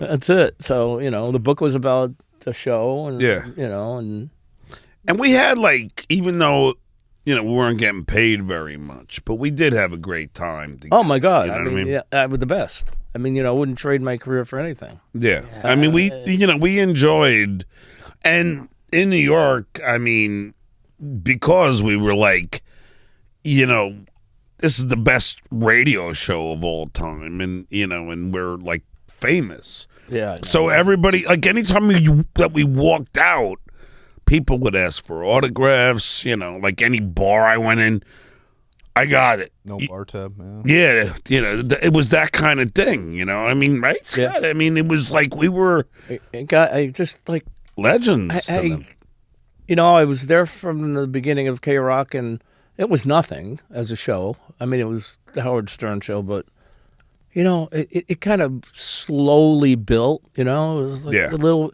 First the expansion to Philly and Washington when we went on the air, and then when we did the Philadelphia funeral down. We went down to Philly. Yeah. John DeBella. John DeBella, and they put me in a coffin dressed like John DeBella. Jeez. There might be a picture in Private Parts. Oh, really? I don't recall you being in the car. There were pictures, but I was in a coffin. Howard's doing a press conference, and I'm in a coffin dressed like John DeBella, this big stupid mustache laying there dead. See if you can find that, Rob. Yeah, I don't remember. I don't know if it's in there or not. I've seen the picture, but I don't remember if it's Private Parts. Okay. That's funny. And then we go out to do a concert on stage. I forget who was playing the show. Oh, I know who was playing. I played in Cleveland, but not in Philly. In Philly, we had Leslie West. no, nobody. We had nobody big. We had the band. Jesus Twins. No, the show band. Oh, Pig Vomit. Pig Vomit. Oh, okay. Pig Vomit. The names were always so fun. I know. We had Pig Vomit. So, I mean, we were in Rittenhouse Square in Philly. There was at least 10,000 people there. Yeah. 10,000. Yeah. And I'm like, holy shit. Yep. This is unbelievable. It is. This is 1989. And I'm like, what is happening? So we get off stage and they're like, people going wild, literally wild. We get into Howard's limo, all of us. Yeah. They start rocking the limo. Yeah. It was that literally, crazy. it was like Beatles. Yeah. Literally. Yeah. They're rocking the limo. I'm like, oh my God. What happened? What just happened here? I know. What was that like the point when you realized, holy shit? Yeah. Like Yeah. you know, like when you do stuff like that and you open up a business or Yeah. you know, a radio thing, it's slow, nothing happens, and nothing. it's just like all of a sudden out of nowhere, I'm like, bang. holy crap. And I'm like, what happened? It's like, you know, and then from there, it just kept riding and riding. And eventually we were on television and, you know, we're all over the place. And it's like crazy. We're in LA and we're across the country and we're everywhere. And in England. England. The E Show was played. And remember when Jack was like, we should get, I can't do it right now, my voice, but we should get residuals from England. Because they would have the E Show on in England. Yeah. And I've had people like on my show, I never knew that we were famous in England. I didn't know that either. You know, I have like people from England and said that they loved us. Everybody on the planet watched that show. Everybody watched that. Everybody did. You know? Did you edit the video for that, or I didn't did do he it. did that? He was all audio. I was just audio. Oh, it was just all Always just audio. But always the best at it. You know, and I do that not to kiss your ass because he wants seriously, Scott was the best at it. Thanks. You know? I appreciate it. It's very. I mean, I'm only getting into it. He's done it for 30 years, and I didn't realize how. No, this because whole there were shit- other people. I mean, it is. And there were a lot of other people, so it's not just one that you are thinking of. But there are other people that sometimes, you know, would have to do the thing that you did. And because I used to, if I wasn't around, or if he did something in the afternoon and I was, you know, the show was over and I was, you know, or you know, what was the K-Rock moment, like the moment from the Stern Show you and I would edit. You know, like our promo. we did the promo. This is what happened today on the Howard Stern Show. Yeah. So I would pull it and everything, and Scott would edit it. But if Scott wasn't there, holy shit, it would take me another fucking hour. Every fan hated Tom Chiosano. Every fan did, because he would ruin everything. Yeah, I guess. Why didn't you like him very much either? Well, it was always a constant battle for money, and see, I didn't do well. I mean, you know, it was always keep the man down. You know, keep him down, keep him no money. But where's all the money going? Where's all the money going? Yeah, there's 90 million coming. And I mean, it's public information, right? What's the thing you're talking about? I don't know. Like, didn't somebody say something like, you know, we're not making them any money or something? I don't know. Yes, which I'm not going to say. Oh, okay. Right. Yeah, that's why I said I don't. No, there was a person in the company that said, very high up, that said, DJs make me money. DJs get me advertising. Okay, salesmen make me money. They sell the advertising. What do you do? I'm an engineer. Do you directly make me money? So, not directly, no. But I'm on the air. But you're an engineer. You don't make me money, you don't get any money. Okay, so that would be like saying Rob back here, being the engineer right now, does nothing. Isn't making any money. No, for the he's not show. doing anything. But yet he's clicking 4, 5, 6 different buttons at a time. Right. Looking up stuff while we're talking to keep the show going. Yes. Without the engineer, there's no fucking show. I'd have to go home and do this for 5 hours. Right. But no offense to Rob, Scott was not only doing that. He was also a character, No, as you I could know, see. I'm just giving doing a both. small I was an example engineer. here. I was on the air. Yeah. I was doing the work of 3 engineers at the same time. Believe it or not, if you saw what was going on there, I'll concur. They And seriously, like all my friends, we waited for you to come on. We're like, Scott, the fucking engineer. I had to cut a best of Stern also for the vacation week. Mm-hmm. But that was a one person job by itself. Yeah. Let alone me doing that and the show. Who would pay you? Like when you're talking about pay, right? Like Howard Stern show, right? Howard gets 90 million or whatever the show gets. Does he pay you, or is it the radio stations paying you? Right. Howard never wanted to be involved in any contract negotiation. So no, he didn't pay us. He didn't pay. No. This is the radio stations. Yeah, the radio. We work for the radio station. If I was him, I wouldn't want to be doing that either. no. I wouldn't want to. No, be, yeah, we weren't. We were paid. And I was in a union, and thankfully, for 20 years in the union, I have a very small pension right now. Some fucking union. It's just enough now with these gas prices to fill my tank up. I went yesterday. 93 was $5.79 over here. Wow. Yeah, I know, it was crazy. It's unbelievable. Have you ever seen anything like this? No. Like this? Today I went. I got regular. It was $4.69 for regular. Regular. And this guy always does this politics shit about, are you still doing all your Democrat politics shit? Or you have to realize. I'm not going here, bro. I'm not going there. I just want to know. I'm not going here. I have one question. No. Not even one? No. One. No, let's Why? stick Why? with. Oh, we finally found something to shut him up. I don't see. I just want to ask you one question. Just one. Just one question. Just one. One question. I just want to One question. And remember, I'm not, just because I had Stone in, and I'm not Republican or Democrat. I'm for whoever's the best. Okay, good. Do you think that Biden is doing a good job? I think he's doing a great job. You're kidding me, right? That was two questions. That was two questions. I thought you said one. You really mean that? Look me in the eye and tell me you think Biden's doing a I great think he's doing a wonderful job. If you want to talk about gas prices, I don't want to talk about politics, so I just wanted to know if your mind has changed. Why don't you look up every other country's gas prices right now? No, because that's not what you want to do.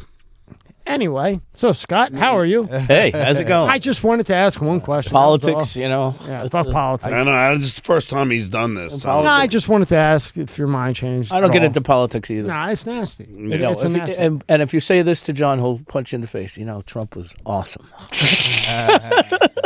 I know a lot. It was awesome pranking him. No. Did you hear about I this? did. Were you like, this prick. We played it on the show, I think. Oh, really? Yeah, I think so. I don't think you. I think Howard just said. Maybe he talked about it. I think he just said if you want to get in touch with Trump, ask Stuttering John to call him.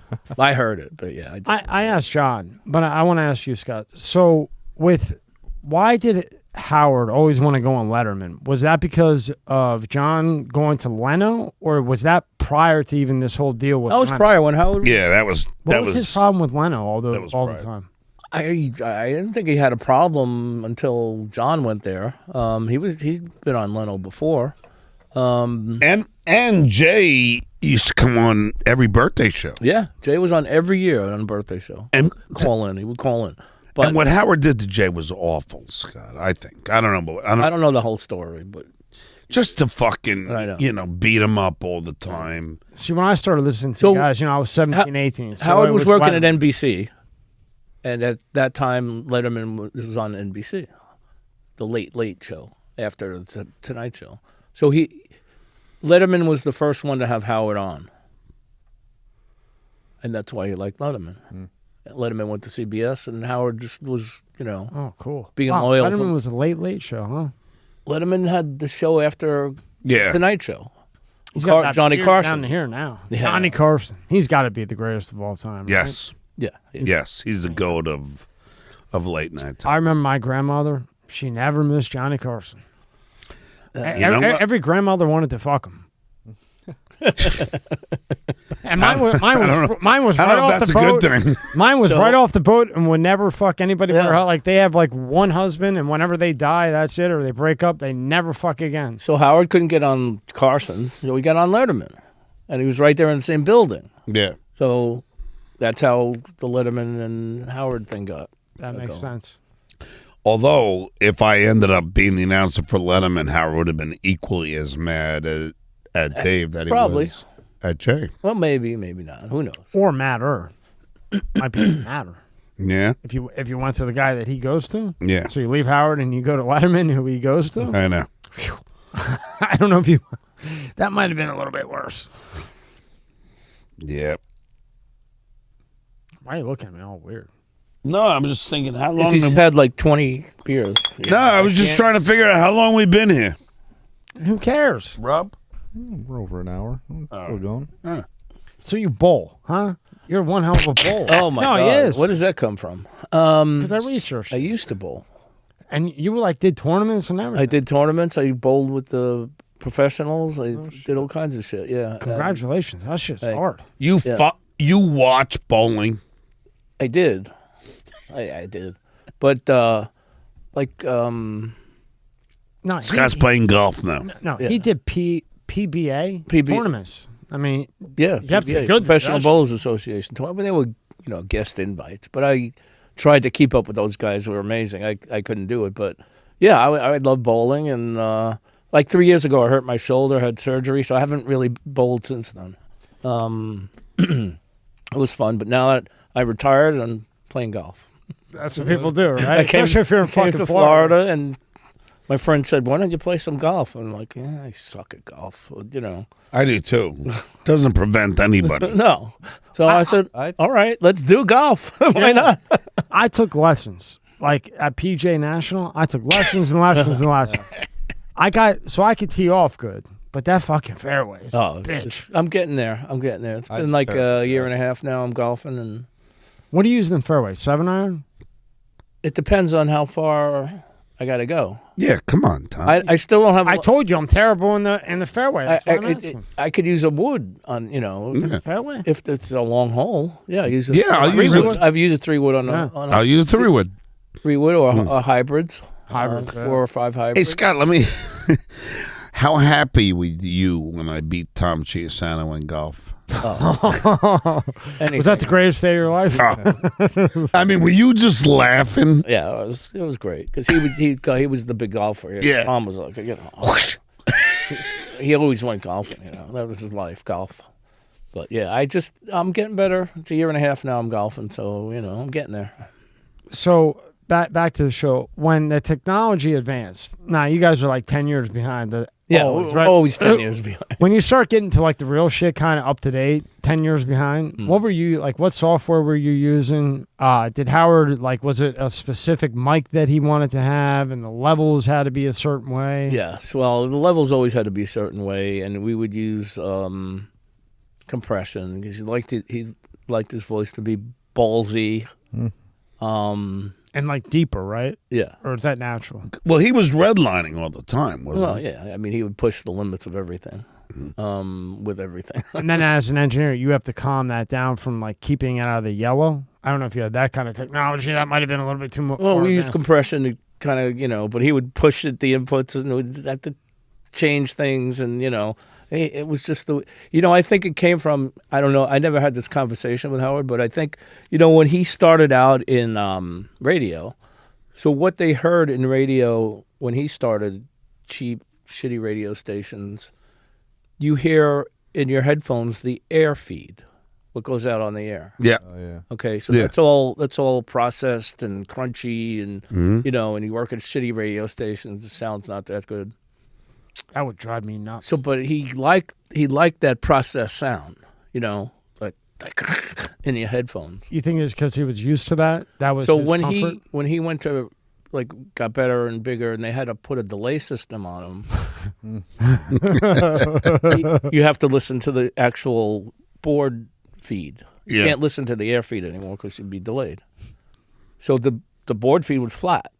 It was just the mic, and it was So you had to add that processing that he would hear, and we had to just send it to his headphones.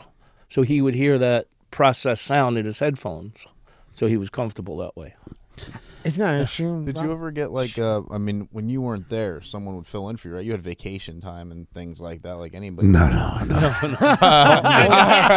knew John was going to vacation. What the fuck is a vacation? All right, so no. That was all him. He threw himself you might under have had a sick. You might have had a sick day. A sick Only day vacation when Howard was on vacation. Yes. But would you ever get? When Howard was on vacation, right? But even when Howard was on vacation, you would have to work. So we didn't get that much, We only got a few weeks. Howard had a lot. You could have fucked with people bad, right? Because you could have done like mix minus, where they start hearing themselves as they're fucking trying to talk and all that shit. I know. But Scott, let me ask you one question. Let me just ask you one question. I've never asked you this. Did Howard ever say to you, "Good job"? Yes. In the book Private Parts, Yes. Howard wrote, Yeah. Scott is the best engineer I ever worked with. Did he ever say it to you? Personally, and to my face, Yeah. I'm trying. He's been with him 33 years. Obviously, it doesn't. I think you would remember it it. doesn't stick out. I think you would remember it. But he said that he liked things on the air. That's really good, you know. Yeah. But That's a compliment. he's given me compliments. Oh, yeah. And the best one was in the book. So Yeah, okay. What's in the book is not really a compliment. You would have to come up to you. It's like I would write jokes for him, and they would kill. And I would walk in the studio thinking he's going to go, that was a great joke, thanks. Never. And he never said it to Jack either. I think I think he's given me off the air good comments. But on the flip side, though, if he complimented you and said, "Oh, great job," then maybe you wouldn't work as hard. I mean, I'm looking at it like devil's advocate, like a businessman. Well, if I'm like, "Oh, great job," now you get content. I'll tell you what Scott's favorite person, Tom Chiosano, told me. Because after, like, I was getting recognized doing the interviews all the time, and they would have KC doing it. They'd have, like, interns doing it, Stuttering Vic. Whatever happened to Casey? He got like, I mean, I like him a lot, but like at the end, he got kind of weird. I mean, to me on the radio listening. Scott experienced that. I didn't experience that. Was that just me? But it seemed like it got weird. Again, I was on the outside, but, you know, something happened internally, and he had to leave. Yeah. So, again, I tried not to get myself embroidered in all and who knows? He might have had like a family issue or something. I don't know. He just seemed like kind of to really Casey was a great guy. Yeah. You know, but he was so good, and then he got just kind of had some issues. Yeah. Yes, yeah. Like we all do. Yeah, but he's not. I mean, he's a nice guy. Yeah. Okay. I love Casey. But I was. See, now you threw me off. I was going to tell you. Tom. Oh, so. Like everyone's doing these interviews. I know what you're going to say. Do you? What? Go ahead. All right. So Tom goes, like, as I'm walking down the hall. Oh, dude, he's really your friend, man. I love Scott. Stunning. So, so I'm walking down the hall with Tom, and he goes, John, I got to tell you, you are the best at the interviews. All these guys they get, and he goes, I shouldn't be telling you this because I know you're going to ask me for more money, but, you know, like, you're the best at this, and, everyone else doesn't have the charm and everything. And then, but that's what he was. He goes, I know I'm going to regret saying this. Well, Tom's motto was never tell an employee they're doing a good job. Yeah. Or else they'll want more money. Yes. So you never got compliments. Yep, that's what he did. Okay, I was looking at it as like a content. I was trying to give him the benefit of the doubt, but no, it's all about money. All about money all the way. It was always about the money. Yeah. Yeah. I mean, creatively and job satisfaction, it was the best, except for the money. Yeah. I mean, knowing there was so much money floating around, and this was the #1 radio show, and then we went on TV, we never were, given any consideration towards getting what we should. And one time they hired another guy to do K-Rock production. Okay, he worked across the hall in another studio. I found out he was making twice what I was making. Wow. And you had been there. Are you allowed to say who? From the gate. Don't make him do that. I'm not going to give a name. Okay. You know. But after 33 years. Yeah. I think I know who you're talking about. Fuck, That was, less than. And they doubled, and he get the. Across from my studio there was. I know who it was. Holy shit. Yeah. See, I was trying to think like I had an engineering firm. And I would never say, like, hey, you did a great job, because in the past with businesses, you say that, then they think that now I owe you more money. No, when you do enough jobs, then I give you an increase. So I was trying to. So it was all about fucking. They hired that guy. He was the radio imager. So imaging is everything in radio, and he was really good. He was great, but because he was on the air, so he was considered talent. You were on the air. I wasn't considered talent. He wasn't considered talent for whatever reason. This schmuck is considered talent. I wasn't considered because I was. None of us were considered talent, really. I know. The extras. I mean, well, Jackie was, and Artie was, and Gary was, and Fred was. After that was it. Considered talent? Really? No one else was talent. I know Gary was considered talent. I know that's kind of a. No, it's hard to say. I never heard that one. I know. Well, now, Scott, like when we were driving our cars back in the day, that's live radio. That's live. Live. And you're back there with the edit and everything. Right. If there's something you got to cut, how do you do that live? No, you can't do it live. So you just got to deal with the fine. yeah. Or really? I just don't know how it works. We had a delay. Oh, that's right. Yeah. I remember. When Yeah, but if he didn't hit it, then there's nothing you can do. That's not my problem. Yeah. Nothing I can do. And that's what they had Tom was sit there and get there in the morning to fucking hit that delay button. And Howard used to go crazy on him. I remember him fucking hitting delay for no reason. Do you remember who the next guy? Just as a Yeah, listener. I do. Who? He's a DJ in Philly now. I don't know if I want to mention his name. Oh, okay. Mr. Gardner. Yeah. I guess he gardened. Right. He was then he became because Howard was always mad at Tom for cutting stuff that he shouldn't have, and then I could say his name, and then Andre comes in there, and the poor guy, and I liked Andre. Yeah, it was great. Yeah, and then Howard would just beat him up, Then there was another guy after him. Oh, really? Yeah. You know, when I was looking for Scott, it's hard to find a lot of stuff about you. It's hard. And you go on Wikipedia, and you can see how many people have worked for Howard. I mean, it's a laundry list. I mean, I don't know if it's a turnover rate or other opportunities, but he knows a lot of the other guys. All of those people on like Wikipedia, they're like characters. If they mention, Fred the Elephant Boy, they didn't work for him. Oh, okay. Those were his, Yeah. It's just like they made an the Wack appearance. Pack. The Wack Pack. Yeah. All right. Well, I could ask you a question, Scott, because I don't know this. When I was there, it was just us.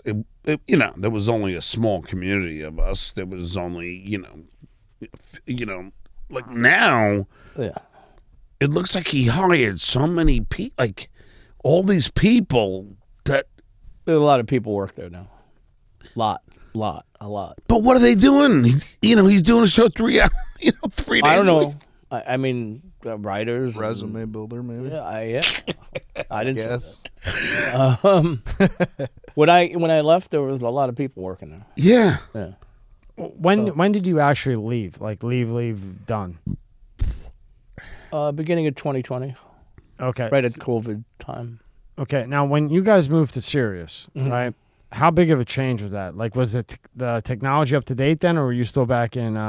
Let me. You know better. Yeah, the what, technology. 04 maybe. It was 06, beginning of 6. I remember because I was driving to Pittsburgh. Yeah, to the beginning make of the 6. scroll all the time. Yeah, the technology was more in Advanced a little bit. in tune with the times. Yes, we finally had Pro Tools. We never had it at K-Rock. You guys didn't use Logic? No, Pro Tools, huh? we used Pro Tools and Adobe. Adobe Audition was the main software. Did that take you a while to learn? No, it didn't take me a while. Somebody like you don't know it. Fucking. I had to learn, on the Tonight Show, the whole Final Cut Pro thing. That took me. Yeah, it took me 3 months. Yeah. I mean, he helped me out a lot. He would record videos. There's so many. You'll things. never know the whole thing. Yeah, never. You can never learn the whole thing. Yeah. Too many fucking things. Hey, Rob, are you think watching the both ball shows- game over there or something? Oh no! I found a picture of you. God, John wants to know the you Yankees. look like you're. Yeah. You look. No, like I thought we you're, watched it at your house. Yeah. I found this picture. I got to pull it Yeah. up here, but give me a second. You look like you're. I don't know. Who? 20 maybe in It this. was. In the My Radio crew, you I literally love look, that shot that we took, Scott. I think I think we both look good. You look happy. You look like good friends. Yeah. And on the picture to the right of you, you look like you're in an alternative band like this all fucking day long. That's just because yeah. The buoy. Oh shit! How long ago was that? that one. That was. Yeah. Oh, that's like, I don't know. That's like 1992 or something. It had to be. That's a long time ago, huh? Yeah. There's you and Jay Leno. Oh, wait. He can go back to that, Rob. Yeah, he's got. Click on the one there. I'm going to ask Scott who he thinks that girl is. No, like the related images right here? That one. Come on, Scott. Come on, bro. I'm trying to read if it says anything under the damn copy. It does. I read the bottom. Yeah. That's Celeste, huh? Yeah, it's Celeste. Who's Celeste? Who is that? She was like a Uber fan. And there's you with Leno. Yeah, it's me and Jay. And then they had one. I was sitting here looking, Tommy. Right, I'm looking, and I had an idea for John. Maybe what was he that could me do and Howard? next. Yeah, go back down real quick, Rob. Where is it? Sorry. I could prove you wrong right now in the last interview, but I won't do that to you. Where is it? Keep going. Down, right there, Oh, that's not left. That's Somebody put that. That's together. Yeah, I knew. I never took a picture with Howard. Somebody put a. Somebody Yeah, you were checking to make sure. Like, Yeah, I I never took a picture with Howard. Somebody put a No, meme. Somebody I put a didn't really meme either. of John that it says. Oh shit! John, I saw it. I was like, Yeah, I know. I don't know who that's supposed to be. That's Ed, Big Ed from the 90 Day Fiance. John, you gained so much weight. John, you shooting some sauce? Look at back that. over there in Cali. You Look know, at that. Fucking testosterone or something. Look at that guy. He's got no neck, poor guy. It's like a just. I know, that's a disgrace. It does look like a fat you though.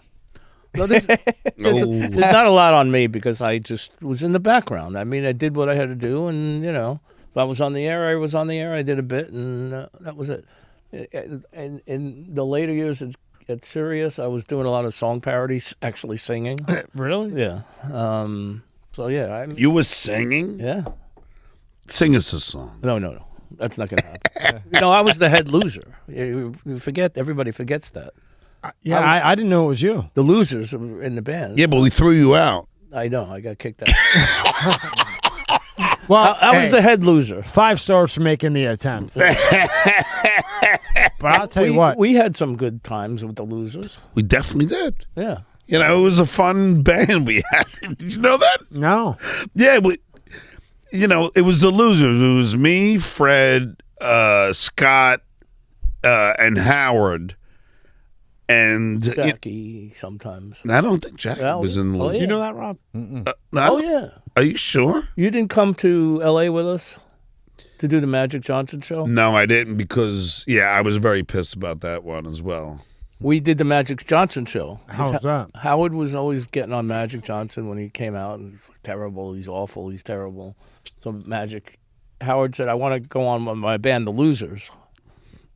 Well, it was it's where they had like 3 professional farters. So while they played Wipeout, like the farters, and they failed too. Yeah, they weren't, I'm great, but we were on the Magic, I was playing drums and Jackie was there and Fred was playing. Oh, yeah, but that was like the incarnation. I think later on was when... No. That was like 99. The Losers had already been going for a while. You're a beast at the drums. I tried to take drum lessons. You're good. He's good at the But hold on, Scott. But then when we would, have the competitions with like Corey Feldman's man. So that was after Jackie. Because I don't think... Well, I guess Jackie was there. Yeah. But what did Jackie play? Guitar? Yeah, he played guitar. Yeah, he's the worst. He's like a finger picking. He's like from the set of Deliverance. Yeah. That's all he would play. They call it marijuana. And right, John, you told me that. Correct me if I might be wrong. Jackie chose to leave, right? Yes. Well, Scott. Well, he wanted more money, like everybody else, and he wanted more money, and he finally put his foot down and said, well, if I'm not going to get the money, I'm leaving, which I never had the balls to do, because I had a family, and I had bills, and, I would have done the same thing. But he came back on, though, a lot. But the only problem, Scott... No. Well, Howard hired him to do a show at Sirius. He had his own show. Maybe that's what I'm thinking. Yeah, because it got all weird after when Artie left. Then they did the whole after show thing. What was the guy's name that did John Hine. John Hine. Yeah, they did the after show thing and all that. Who created Jump the Shark, which is kind of ironic since Howard shows Jump the Shark. You think? Yeah. I don't know. I don't listen. Is Christie still there, or did he go into Richard Christie. Yeah, do his band thing? He's still there. He's funny. He's funny. I liked him. I love Sal. him. Those I love guys him. were fucking I love funny, Richard. man. Yeah, I don't know him, but Came after John. I don't have a problem. I mean, And Sal, Richard and Sal. I love Sal because Yeah, I love both of those. I used to feed Sal every time Sal would call, and give me something for Bowie, give me something, and then I would just write jokes for Sal and go, all right, do that, and then Richard with that accent. Yeah. And he. What just accent had- does he do? No, he doesn't do it. No, it's his accent. Oh. Yeah, He's Scott. from Midwest. He's from Kansas, so It just fits perfect. I love it's slow and Yeah, Rice guy. Yeah, I was with my granddad. Yeah, we shit our pants, and you know what? I took a little bit of a piece of his shit, and I tasted that shit. Like it was, and then Sal would come in, and Sal's like supposedly jerking off in a car. It was just funny. Richard is a great drummer. Yeah, I mean, he's phenomenal. for like a death band, right? Like yeah. He was in Death, I think they were called. something like that. I don't know. He was in a lot of heavy metal bands, and he's unbelievable. Yeah, I saw he's in another one now, and I guess he's allowed to do it part time or whatever. But Charred Walls of the Damned, I think that's what they're called. Is it still heavy metal? Yeah. It's really like alternative, not alternative. Death metal, isn't that what it's called? Death metal. Death metal, yeah. Yeah. But he's phenomenal. That fits him. Give me 2 stories about Scott. 2 funny stories in the years that you worked with him. 2 funny ones. I thought I gave you this whole interview. Scott's not funny. Think of something that sticks out that was funny. Oh, ask Scott first, because I have to Ask think me. about it. I don't know what's funny to you. I mean, me screaming at everybody. Yeah, him. I told you not to use the tape. I told you not to use the tape, Ganji. Ganji. Oh, yeah. No, I told you all the pranks and everything. I mean, yeah, those are the there was stories. never any animosity between Scott. No, I don't mean it like that. I just meant like a really funny thing that may have stuck out that happened. He told you that I lost my money on the car. Yeah. Yeah, that and working for you, lifting your fucking DJ equipment up your stairs at your Oh, place. my God. Oh my God! I can't imagine how heavy that was back then. I had a DJ coffin with 2 turntables and a mixer, and it weighed about 200 pounds. Yeah. I'm fucking yanking that thing around. Like, Yeah. oh my God. Wow. Yeah. Can you think of 2? And vinyl. And vinyl, vinyl too. records. Vinyl Oh. records. Yeah. See, that's the thing, Tommy. Like long. like Late his 80s. thing. Late 80s. Yeah, I mean, I was Right 4 before when you guys CDs. came out. Yeah. Yeah. I don't have any like I've always loved Scott. He was never like an enemy of mine. I was pissed about the about him doing the Tape. fucking the audition tape. But to me it was a payback for all the pranks I played on him. So I'm like, all right, it's about time he takes some revenge on me. It was uncomfortable in the moment. But It's like the movie Office Space, Where's my stapler? And finally he gets him back. Yeah. But I've always loved Scott. I never ever had a problem with him, and I'm happy to see him all the time. I mean, look at that picture. It's unbelievable. Yeah, I mean, you guys. I mean, right there, you could tell that's like true friendship, and the way you guys communicate with each other. It's cool to see because you don't see that anymore. We could fake it pretty good, huh? Well, I'll give you a 10 on the face. No. Here's the compliment. Great job, guys. It's a long time ago, man. Yeah, I don't think we've ever had an argument. Right? We probably did, but I don't even remember. it goes away. It just goes No, away. but even when I would go in the studio, do you know Scott is credited on my second album because he produced a song. Well, that's what you're supposed to do. And those residuals keep rolling in. How's the residual, Scott? Yeah, How are it's they? wonderful. Well, I Just didn't get any of It's like the residuals we get from the E show. Yeah. It's sold with hotcakes, but it's called I Don't Know. And do you remember? Yeah. Yeah, I recorded in the studio, 2 tracks, did one, the other, done. And I love that song. Oh, and that song is about after Howard beat me up so bad really bad where I felt so depressed. I don't know if you've ever felt this, when you were there, but I really just felt like all the shit that he was doing. I know it's a show, but I'm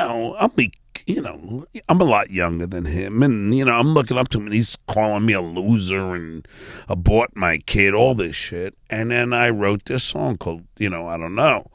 And then, and it was like I said, fuck it. So I asked God if he could, spend, a few minutes, and record this with me. And, I still love that song. Uh-huh. Have you ever heard it? I was gonna say, give us a verse. Of course, I'd heard it, but not in a long time. Give us a verse, John. I recorded give us a verse, John. I heard it, obviously. Come on, sing not it. in a while. Yeah, Scott, Rob, we're asking you for a verse. Sing a verse. I don't have a guitar. You don't need a fucking guitar. Sing. Yeah, I know. You don't remember. He doesn't remember. Of course I remember. Then sing it. You know how many times? Yeah, it just reminded me of something. Yeah. Go ahead, just come on, producer. No, you put sing down it. your weed pipe and fucking I'm sure pull it up. It's on Sugar Tits and this. I don't know. It's I don't on know, everybody's Rob. normal but me. The weed pipe looks like it's over on his I don't side. know. I don't know. Maybe we're seeing water. shit, Scott. Out there somewhere. I gotta tell you though, you just reminded me of something. Yeah. He said he came in. Could you record this? You know how many people came in with personal projects? Oh, I can only imagine. What I had to do. Where is the weed pipe? It's right next to you. Is this like really strong? No. I got one of those at home. Yeah, it's Indica. Indica. Yeah. Indica put you to sleep. Uh-oh. Not him. Not him. No, I don't like indica. Well, that's he just said it was. I can't tell the difference. I thought you said it's. Sativa? I can't tell the difference. I can't. I got my weed card and everything. And until it hits you later. Wait, you don't even know what the fuck it is? No, I'm telling you, it's indica, and for me, everybody's different. Indica mellows you out more than sativa. Yeah, you're gonna. But like to me, with my body, it feels pretty much the same. I mean, Do you have sativa? No, I got indica. No. The pipe, the pipe I have, the liquid is indica, but the stuff you had is. Do you still have more of that? Yes, I do. Okay, good. Wait a minute. I'm new to this shit. Did I just admit I smoke pot, marijuana? No, I didn't. Kiss. I didn't. Okay. But I did hear that if you eat like a whole candy bar of the edibles, it's equivalent to like doing psilocybin. Like you trip out of you'll your be done. brain. I hate edibles. Damn. I don't like edibles. I Because got it takes us too long before it hits you, I fucking went there, and the guy's like, "Yeah, this is the strongest one's all right. I ate 1, nothing, 2, nothing, 3, nothing. Like Sour Patch Kids now and everything. Hey, it's fucking good, Hey, but Stonehead, pull up. Yes. I know why. Everybody's normal but me on iTunes and pull up. I don't know. Everybody- That Scott produced that I fucking credit him on my album. he's pulling it up. How do you like that shit, Scott? See? I take care of my peeps. Yeah. Yeah, I didn't pay anything, but So Scott, Didn't help my career either. I think I actually did pay you. Did I pay you? No. No? I just asked you for a favor. don't answer this if it's not the right time. But when did you notice the change in the show? For me, as like a He's asking you, I don't know. no, I know he's asking me. yeah. I'm A asking. change? Yeah, like for me, when Artie left, it seemed like the whole show fucking changed. And then Richard came and brought it back to me. I'm just saying, as a listener and a fan, Richard and Sal brought it back a little bit. Well, and then all of a sudden, out of fucking nowhere, it was like this weird shit. Well, I just think there was nothing against the show. There was a conscious effort to do more mainstream interviews, big celebrities. That's it. That was the biggest change I noticed. Yeah, I mean, he's still an awesome interviewer. I mean, Yeah, he I know. is still. I mean, although to me, he's not the Howard I know, but his interviews are still top notch. To me, I mean, Honestly, he's the GOAT. okay. He paved the way for Rogan and everybody else. Well, I mean, fuck Rogan, You but don't have all- to fuck Rogan. Yeah. Really? Okay, all I'm going to say How about is... that? Politics. All I'm Oh, going to yeah. all I'm going to say is that when Scotty and I, were on the show, the most entertaining shit was all of us fighting. K-Rock was the best. That was the best. Yeah, that's not the song. You got to look up I Don't Know. That's not it? No, I said look up on the album. That's the album, but now you need. Now you got to. And don't do it on YouTube. Yeah. Do it on Apple. Okay. But Scott, like I didn't like the whole stripper shit. I wasn't that into it.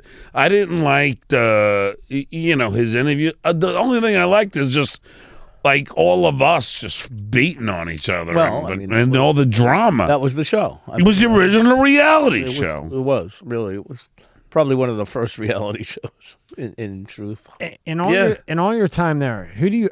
And I think Lady Gaga was the best performance I've heard on the show. I wasn't there then. What do you think, Scott? She was great. What song did you play? I think it was the one.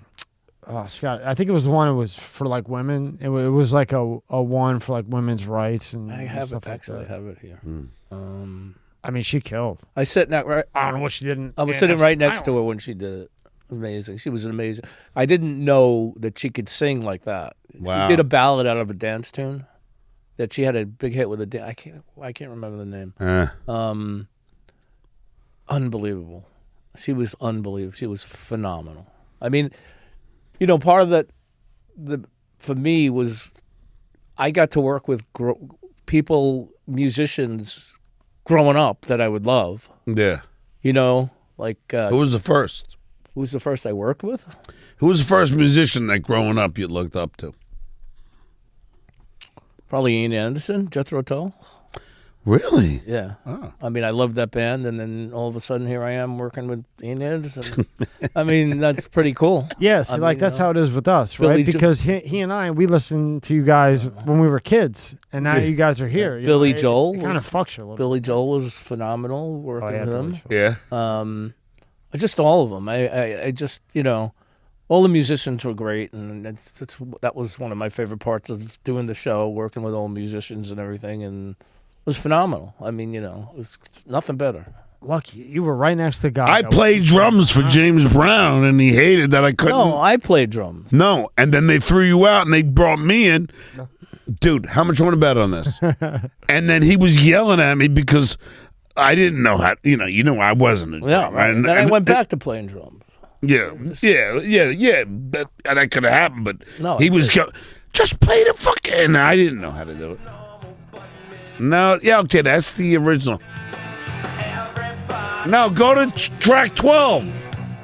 Well, you didn't say track 12. What did I said? I don't know.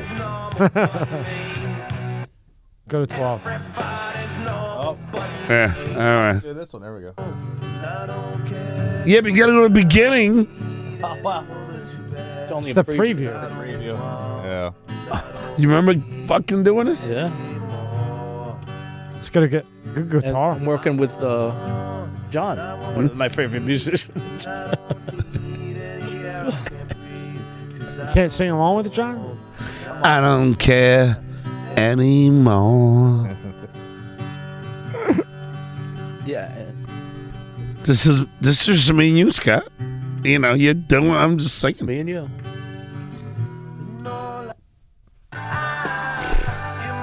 All right. Mary Ann. You couldn't fucking pay the fucking $3 to buy the song, you prick. If you want to listen to that, go to Apple iTunes. But there you go. I got your promotion. It does sound good, right, Sky? Sounds great. Yeah. I did 2 vocal tracks, just the lead and then the harmony. That's it. It's great. Huh? It's beautiful. Yeah, you hate it, don't you? No, I like the guitar. I think the guitar sounds great. Yeah. And by the way, the second guitar I did was out of tune, Scott. You can hear it like sometimes. Scott, like you've been doing this 33 years plus. Did you ever think that things would end up so censored? Now, you dealt with it at K-Rock, right. But now it's like YouTube, everything's censored, other than basically Spotify and a few others. But did you ever think it would turn into this insane censor stuff? It got worse than when we were on in the 90s, and getting fined and stuff. It's worse than that. You can't even say half the things he was able to say then. You can't say those now. Mm-hmm. Crazy. You know, he pushed the boundaries always, and there were things that he said that today, I'm not saying they were wrong, but just today are not acceptable. I mean, it's terrible. Does that blow your mind? You know, you thought it would be so getting long, better and looser, right. And you would be able to get a curse word in shit. There are. You would think of. It's so funny you say shit. Alice in Chains. I forget what song. Man in the Box. They bleep shit. I mean, what the fuck happened? You would have thought that it would have evolved the opposite way, right? You really, in terms of music on the radio, there was a point where let the creative artist do what he wants, and they would let that shit play. Yeah. They don't do that anymore. They don't do that. And it paralyzes creativity. Yeah. Well, I will say what's weird is Dire Straits, who I love. They have, I'm stuttering, but Money for Nothing, right? Yeah. He says like, the F word for homosexuals. He says that all the time in the song. Look at a little. They don't edit that out, but they edit shit out from Alice in Chains. It makes no sense to me. You can't. It's so random. I don't know what's going on. I just Yeah. I just learned to just. You can't complain about it. Just deal with what you got and move on. Adjust, because you're not going to change it. You're not going to change it yourself. And it takes too much to, it's a lot. I mean, my generation fought for a lot of things in the 60s, and we got them, and now it's just going the other way. Mm-hmm. To me, it's unbelievable looking back where in the late 90s, 2000s, you were censored like hell, but you could say things. But now, 20 years later, that you guys would have been banned, fined, probably never ever have a shot at anything. Canceled. And no one would ever mess with you. Are there any more shock jocks on the air? No. There's nobody. I don't know. But yeah. I forgot to ask you, what happened to, what's his name? He was on the show all the time, and then Howard gave him his own show on Sirius. He was like maybe 2 after Howard. He did, Bubba? Bubba Love Sponge. Because he was in town. What happened with him? I have no idea. No. I don't either. He was working at a bunch of stations down here in Florida, and I don't know. Maybe he's on an internet outlet now. Or some contract or something. Know. Yeah, he left. And how much did you like Beetlejuice? Oh, he was great. Beetlejuice was the king. He was the king. He's the king. Beetle King. Yeah, Beetle King. He was... what you talking about? He was so amazing. Did you ever see when I pranked him, sitting behind him? Beetlejuice was the fun. Oh, Scott, you were there then. Did you ever see when I'm actually behind? We pranked him a lot. Hey, Rob, just go YouTube. Stuttering John. You can't play YouTube. Yeah. If you play YouTube on YouTube, they whack it down. You got to cut it and tool them all the way on Spotify. Then you can play whatever you want. Spotify, and that's the thing. Spotify doesn't give a shit, and they just bought Megaphone, and everything that you see on YouTube is Megaphone, and they just bought it for $26 billion. Not going to be able to use it. What's that? They're going to censor you. Well, no. Spotify is not going to censor it. They bought that, so maybe 12 to 18 months when they implement it in the code, you'll have likes, comments, monetization. Everything you see on YouTube will be on Spotify. And they censor with the blue shit, but they're not taking things down and whatever. So once that comes in YouTube, I'm telling you, it's over. Because every, I'm a coder by nature, code. Mm-hmm. And I see it every fucking Saturday. There's 2,300 lines of code in YouTube. And at the end, they have them locked, so you can't override them or anything else. 2 weeks ago was the trans thing. You can't say anything about that or they'll strike you. Before that, it was bullying. Before just crazy shit. Just absolutely insanity.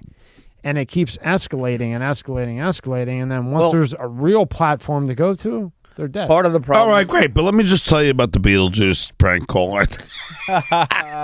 Sure, Scott. Yeah, okay. I probably remember, but go ahead. I'm sitting behind Beetlejuice. Tell Tom. I'm just fucking around. Yeah, go ahead. Tell a story. Nah, it's just funny, but it's on YouTube and you can't play it. So tell about it. I forgot. Could you say that again, that whole thing? Remember when Gilbert did that to the guy on the show? He goes, he was calling, he was trying to tell a story about Joey Adams. And Gilbert kept saying, oh, sorry. We forgot to tape it. Do it again. And the guy told the same boring story. Oh, yeah. And then they went, stop, wait, I'm sorry, I fucked up. And they just kept fucking annihilating this guy. So with Beetlejuice, is he really that out there? Yes. All the way?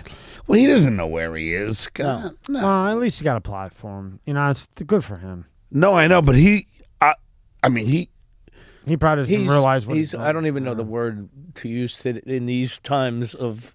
He's not. How you describe How do you him. say it, right? If it's mentally challenged, but he's mentally challenged. I guess that's the correct way, but Scott, he's even like, he's like, that's Bizarro World. Yeah, with him. He's. Have you ever seen him in the act on something absolutely fucking crazy? I mean, just absolutely mind-boggling crazy. I thought I remembered he got hit by something, or he did something absolutely nuts, and it was just like, wow. He always does. I mean, sometimes he would come on, he'd be like the life of the party, and the next time he'd come on, he wouldn't say a word. I mean, you never knew what you were going to get. Howard didn't know how to play something it. Green. He was good. Right, Scott, what's his name again? Lester Green. Lester Green. Who's Lester Green? That's Beetlejuice. That's Beetlejuice. Oh, really? That's his real name. That's his name.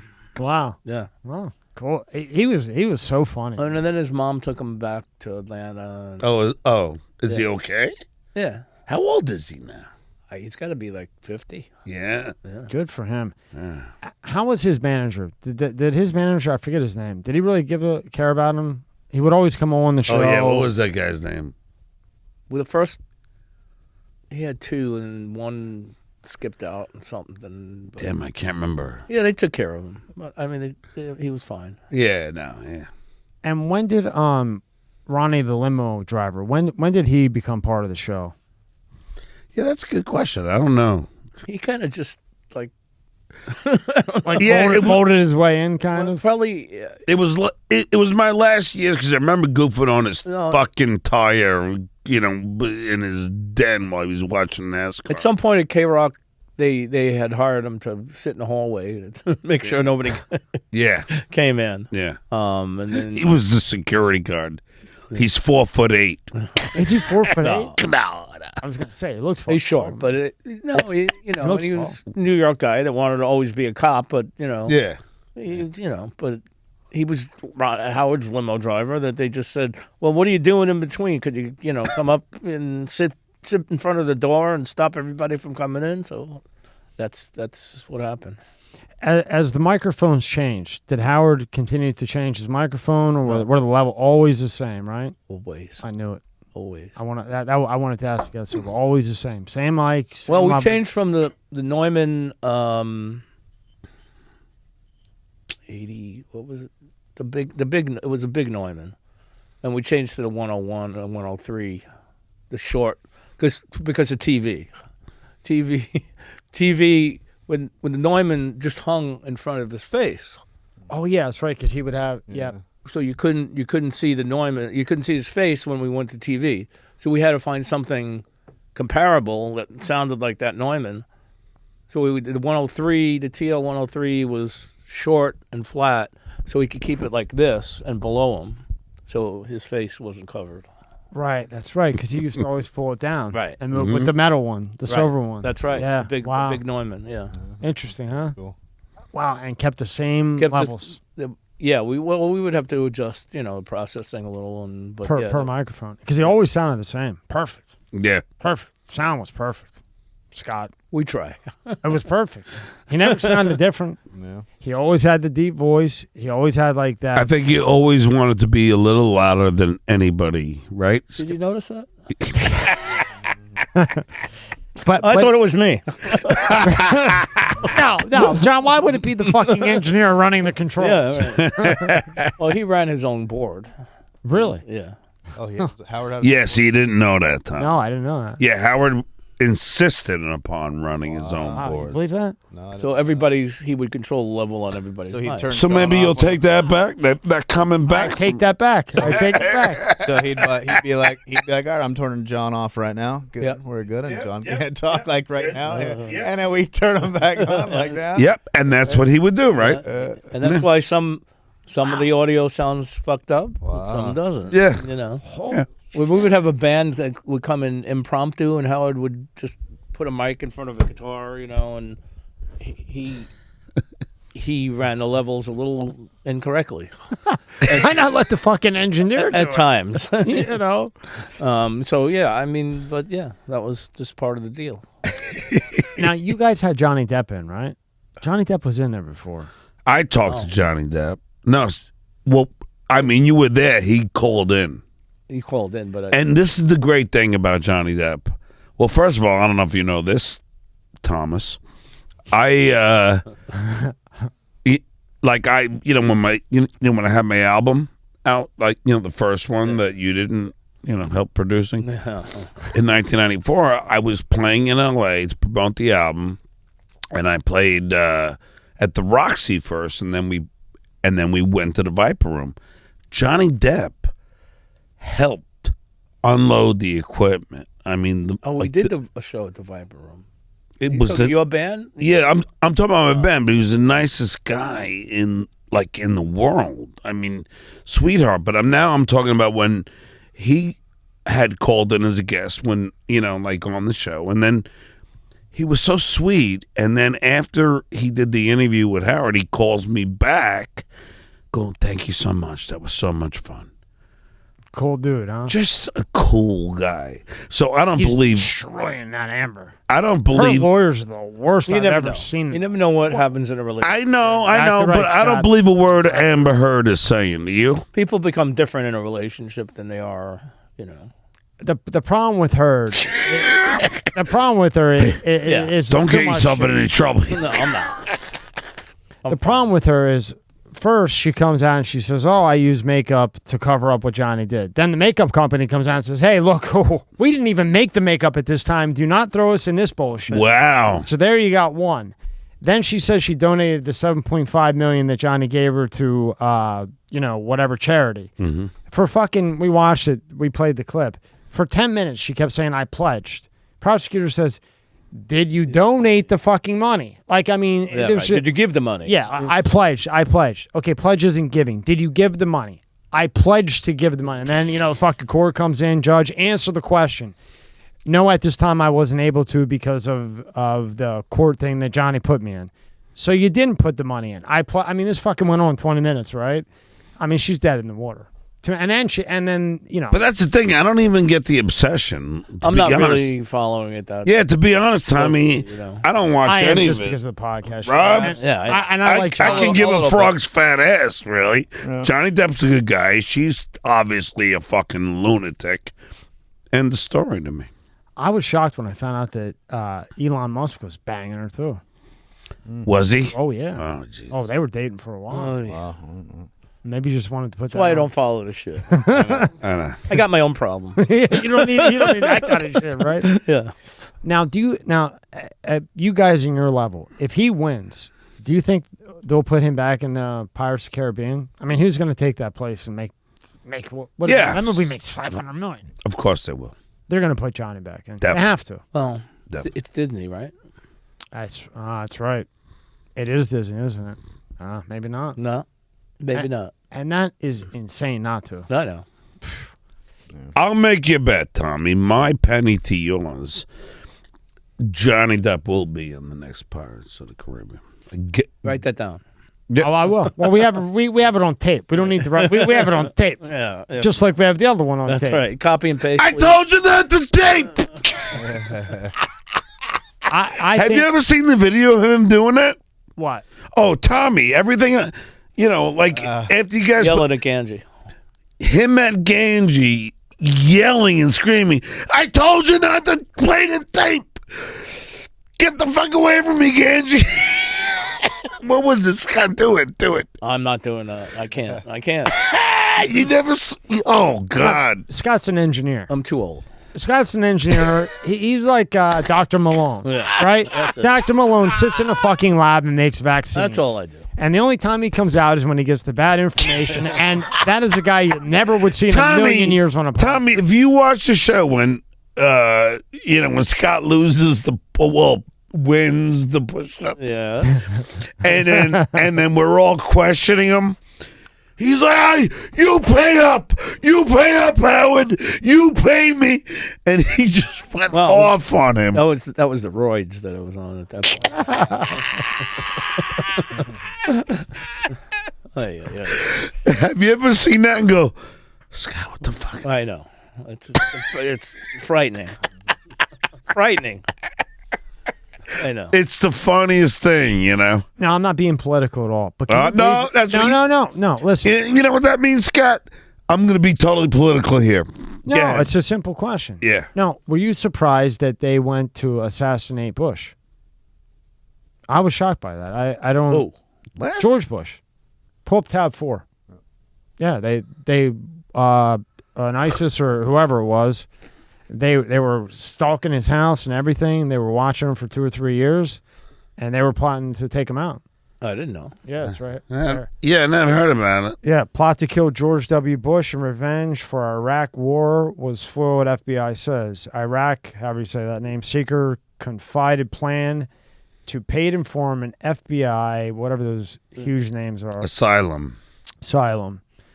An Iraqi asylum seeking living in Ohio, blah, blah, blah. So they were like stalking his house, and Bush's security noticed there was cars following him and learning his pattern.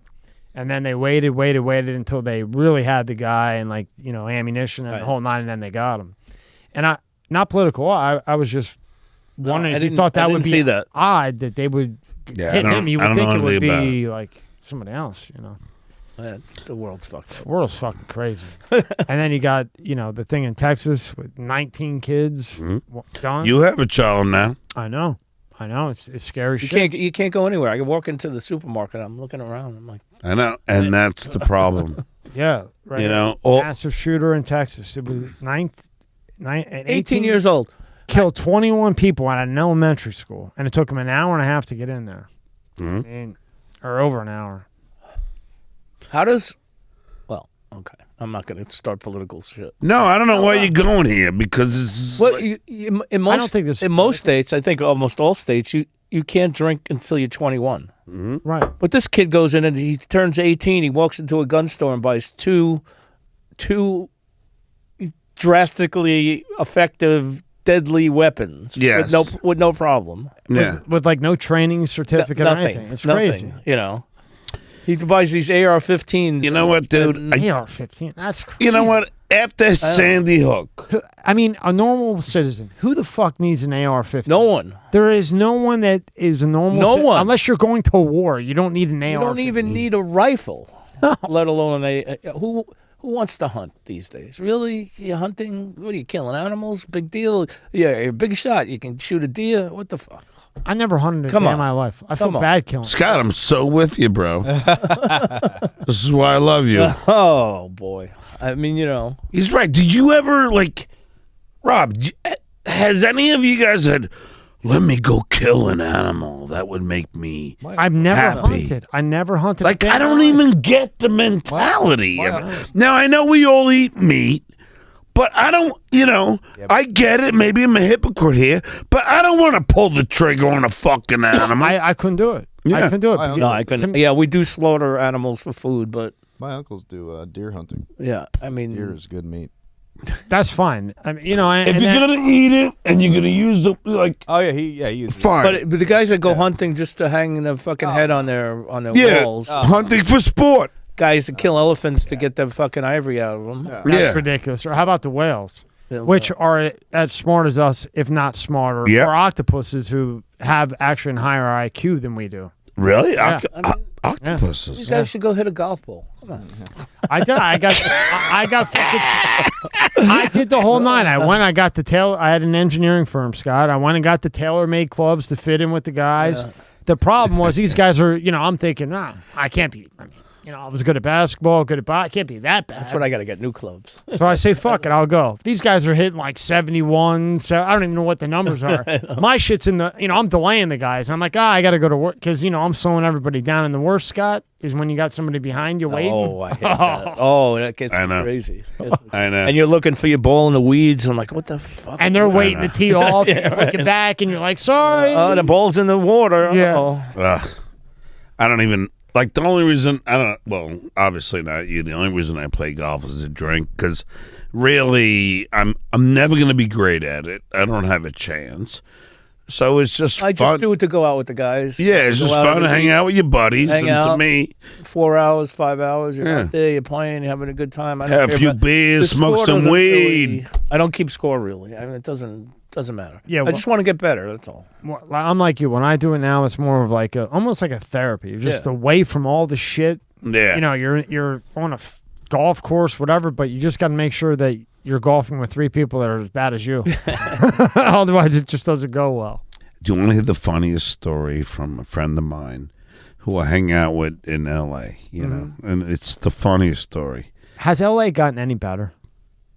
Okay, could I just tell a story? Yeah, okay. He's I a guess school- that's political, too. No, he's a gym teacher, right? And he happens to know CPR.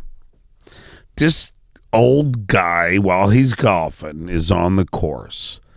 And he's fucking, he suddenly, like, has a heart attack or whatever. My friend Neil, I'll say his name, comes up and saves his life. And then the ambulance takes him to the hospital. And my friend says, calls the hospital. I just want to see how the guy that, okay, we'll transfer you. So they get to, the guy that he saves, daughter, and she's on the phone, and she goes, he goes, hey, I'm the guy that, gave your dad CPR. I want to see if he's okay. And she goes, unfortunately, he died. Oh, well, okay. And then she goes, and his dream was to die on a golf course. Yes. Fucking worked out good for him. Fucking. Swear on my no, he didn't die. On the golf course. He didn't die on the golf My friend course. saved him and got him to the hospital. Died later. I thought there was like a happy ending here at the fucking. No, it's the fun. There is the sad sack, Oh, my Scott. God. This poor man fucking saves the fucking guy's life, and then his daughter tells him, No, you shouldn't have saved him. my father always wanted to die in a golf course. And I love the guy, but all this shit always happens to him. All that. Did you ever have a time when you're editing and you just fuck up and it's the way it is? Like, how do you handle it? You know you're going to get killed by... Like, Everybody fucks up. I've fucked up. I mean, you just own it. You try to own it, and then, all right, I fucked up. Or something broke, or, sometimes the equipment would be malfunctioning or whatever. I would admit it because I never made a lot of mistakes. And when I did, I would be equally as pissed at myself as, anything else. I mean, I just tried to do the best I could all the time. But, yeah, I hated fucking up. So if there's an engineer watching, and obviously they're going to look up to your fucking Scott the engineer and you. But as an engineer, you would say, hey, look, if you fuck up, just admit it and then do it. That would be your advice. Yeah, admit it and go on. I mean, made a mistake. What can I do? Mm-hmm. And It won't happen again. That's probably marriage. Like to me, the easiest thing to say is, I'm sorry, I was wrong. And then you just quell so much. Could you find me a girl that I just say, sorry, I'm wrong, and that's the end of it? Well, No, because like 2 months later, Yeah. Yeah. True. Yeah. But you know what I'm saying? Like, some people find If we're lucky, 2 months. Right. But, and not only in relationships, some people find it very hard to admit they were wrong. I don't. I'll say sorry. It don't bother me. If I feel bad that I hurt your feelings or whatnot, I would say, I'm sorry, man. Yeah, I didn't mean that's it. Yeah, that's it. As you should, right? But some people can't do that. No. I've had people in my family Ego. who can't do Is that. that I know ego? a lot of people like that. Is that ego Yes. or narcissism? Narcissism, right? It's stubbornness. Stubborn, yeah, all and it to them admitting they're wrong says something that they can do something wrong, and because they think they can't do anything wrong, that Nobody's perfect. yeah, Nobody's perfect. but they don't understand that, like I do. You know what I'm saying? So it like these people can't say they're sorry because it's an admission of being wrong. I always ask you. I want to ask you because Artie, how's he doing? I don't know. No, Artie's disappeared. Yeah. Have you heard anything, John? No. Just one of those times, man. I love him, but Yeah, I love him too. He's got a great, He's got that devil, He does. Shame. Great guy. He's got the. Don't know him, but great guy. Yeah. What I mean, never heard a bad word. And you know what about the devil's caused by, right? His guilt for his father's death. Probably. That's where it all comes from. Artie was, correct me if I'm wrong, but he was supposed to work with his father, who's a roofer, and Artie was drunk and didn't help his father, and his father fell off the roof, right? Because, they usually had someone holding the ladder. And Artie I don't think he'll ever forgive himself for that, which is hard. So his father became like a paraplegic, or I'm not sure, but or a quadriplegic, and then eventually died. And I think Artie just ate at him forever. Yeah, I think that's why he does drugs. I think he has this immense guilt, and I just hope he, I love Artie. He's a funny motherfucker. And when he's straight, he's like the best guy. Yes. Drugs make him the demon. Really? There you go, Scott. Yeah. That's exactly the truth. Because I always loved Artie. He was my friend, the first person I told, when I was leaving. But then I would do his show. I didn't know at then that he was fucking snorting heroin like crazy. I didn't even know. I mean, I knew something was going on. Again. But he started to just be an asshole to me, and I couldn't understand it. Now, he's done it to Bob Levy. He's done it to a lot of people, but I just couldn't understand it. And then I do his podcast the next time. He is not even, and his podcast is out his house, He's an hour late. And sounds like somebody else I know. Would it start with a J? No, but he's scoring something. He went to Manhattan, and then he comes in. Oh, you were at his apartment in Hoboken? Yeah. So then, then he comes in. He goes, I just got to go to my room for a second. Comes out, and there I am doing his podcast, and he has his little flunkies there, and I'm doing it, and I'm watching his nose just bleed. Yeah. And I don't want to call him out for it because I wasn't a video one. Yeah. So I kept grabbing paper towels and helping him. And then after the show, did I tell you, Scott? No. And then after the show, I said to his producer, Dan, I go, all right, just be honest. Is Artie doing coke or something? He goes, I've never seen any coke around here, which is you know what I mean? In other words, that's okay, I'm not going to answer. Just say, I don't know. And yeah, Artie was fucked. That's when he started. And just like you said, that's when he becomes really mean. Yeah. But now when he was on serious, he was clean. Or half clean. No, it wasn't clean. He was buried? In the beginning he was, but then... Yeah. See, I was gone. Well, at the end, he would go in the green room and just go to sleep during the show. Yeah. I thought they had a cot in the fucking studio for him. No, we had no cot. No. Now, did Artie leave or did Howard let him go? Well, you know the story. He tried to commit suicide. No, I didn't know that. I didn't know. I stopped listening after a while. Artie, yeah, he did. Artie stabbed himself 7 times. Oh, shit. Mm-hmm. And then that was... That was and tried to drink bleach. yeah. That was the end of him on the show.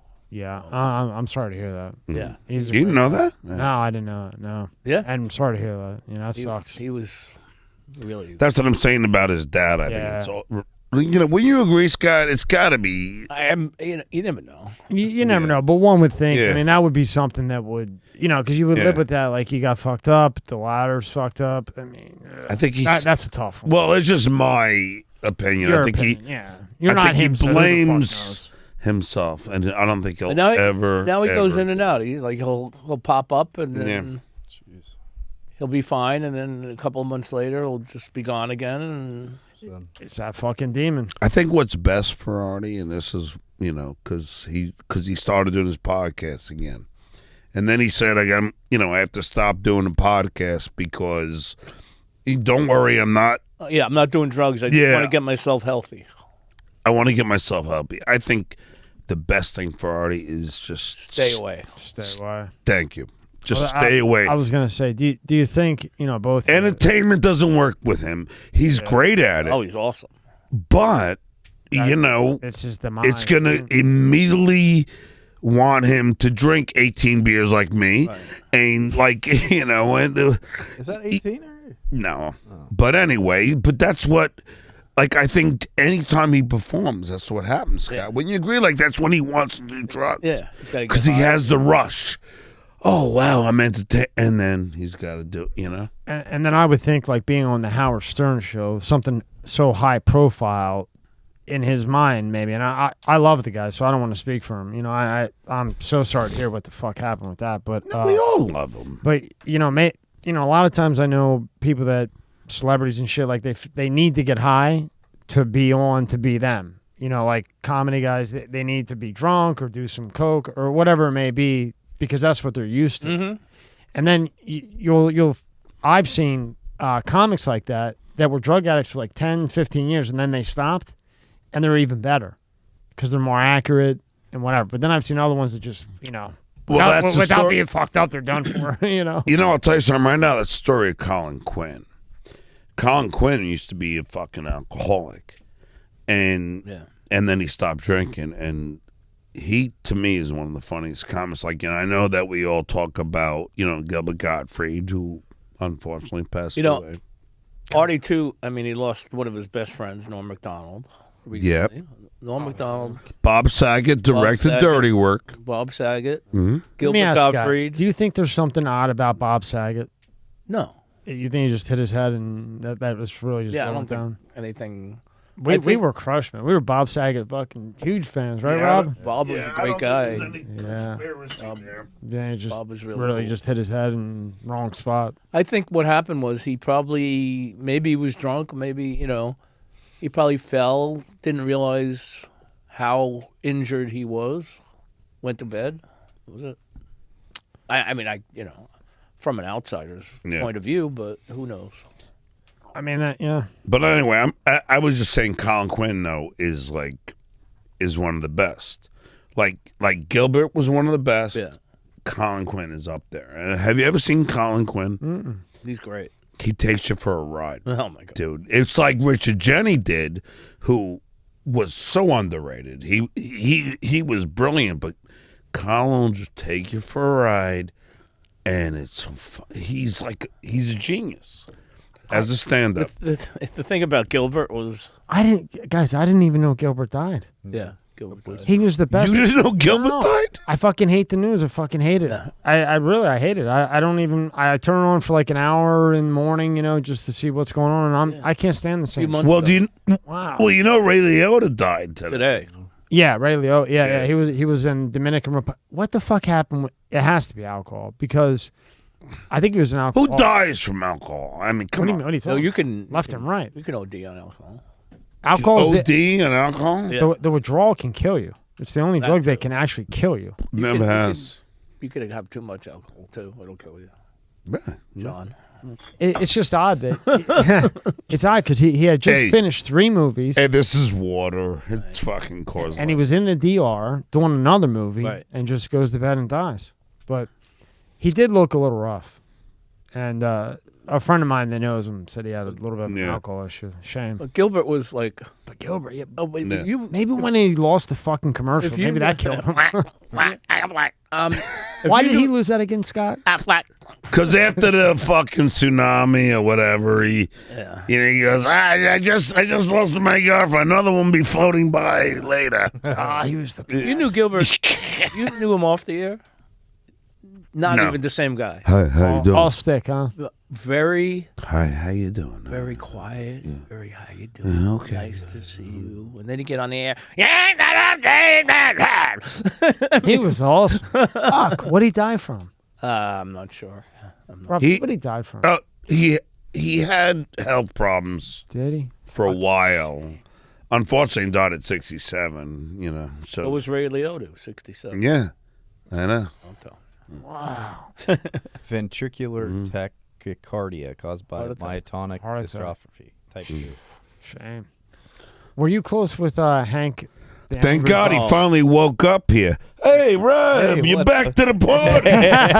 Only I took love you Hank. fucking 45 I tried playing minutes. your fucking song. Hank was the best. Hank the dwarf. He was great. He was my favorite Wack Pack, and I'll tell you why. He was a very smart man. Hank was so smart. I thought he was too. He Yeah, he was smart. he was so smart. Like I would even do a gig with him, an appearance or something. And every answer was not like a dumb answer. Like I go, hey, how about drink a little less, and then maybe you could live. What do you know about alcohol? And he would just go on. You drink too, and don't buy any. But he was very, very fucking bright. Yeah, he was. And that was the charming thing about him. He's a dwarf. He's pissed off. Wouldn't you be, Tommy? Fuck yeah, I'd be pissed If off. you're 3 feet tall, you're not going to be I'm drinking pissed. until I fucking die. You know If I'm what I'm 3 saying? feet tall. Fuck it. I'm going out fucked up. I know that. Yeah. I mean, he was just pissed. Yeah. He's a smart dude, right? I mean, and then he just said, fuck How it. much did he drink a day? Do you think, like on average? He would get at least 2 bottles of vodka, but not small ones. Like fists? Yeah. Like 2 fists of vodka? Yeah. And just pour it in water, Yeah. right? Yeah, he was tough. I bet those mornings were a little shaky. You might say. Anything you want to promote, Scott? Anything you got coming up? I got nothing except my cameo. If somebody wants to hire me to give me a few bucks in my pocket, and Your cameo? Where can we find that? Your website? on cameo.com, look for Scott the Engineer, and I'll send you a nice greeting. Yeah. And text me that, and I'll put it in the description. That Happy way. fucking birthday. Happy fucking birthday from Scott the fucking engineer. That's right. That's right. I got you. You guys get to the game, so you guys come back. I know Scott wants to see that game. I understand. No, he wants to see the Or game. both. Yeah. You want to see He's the a game. Yankee fan. I'm not. Hey, I'm just more than thankful that both of you came in together. Yeah. I mean, for both me and Rob, Yeah. this is special, man. Anytime. We really listen to you guys all the time. Thanks It's a lot. So awesome. Appreciate it. Anytime. Yeah. Thank you, John, and thank you, Thank John, you, Tommy. for Thank you, Rob. Did you wake up? I'm here. I'm And counting John. beers. Thank you for introducing me to Scott. Really, I appreciate it. Yeah. I knew you guys Don't would. say thank you yet. No, don't worry. I know. I know you guys, I knew it. I said to you, look, he's the best. Yeah, he's a great guy. Very nice guy. Very down to earth. As Thanks. are you. Yeah. Behind the stick, you are too. Behind the stick. I won't tell nobody. What's this? Beep. All right, John. All right. Thank you very much. He can't. I mean, He's got too many beers in his hand. What's the stick? stick. You're a comedian. Stick. Oh. Stick. What I fucking Oh. say it wrong? Stick. Sound like Hey, he said It's stick. been a pleasure.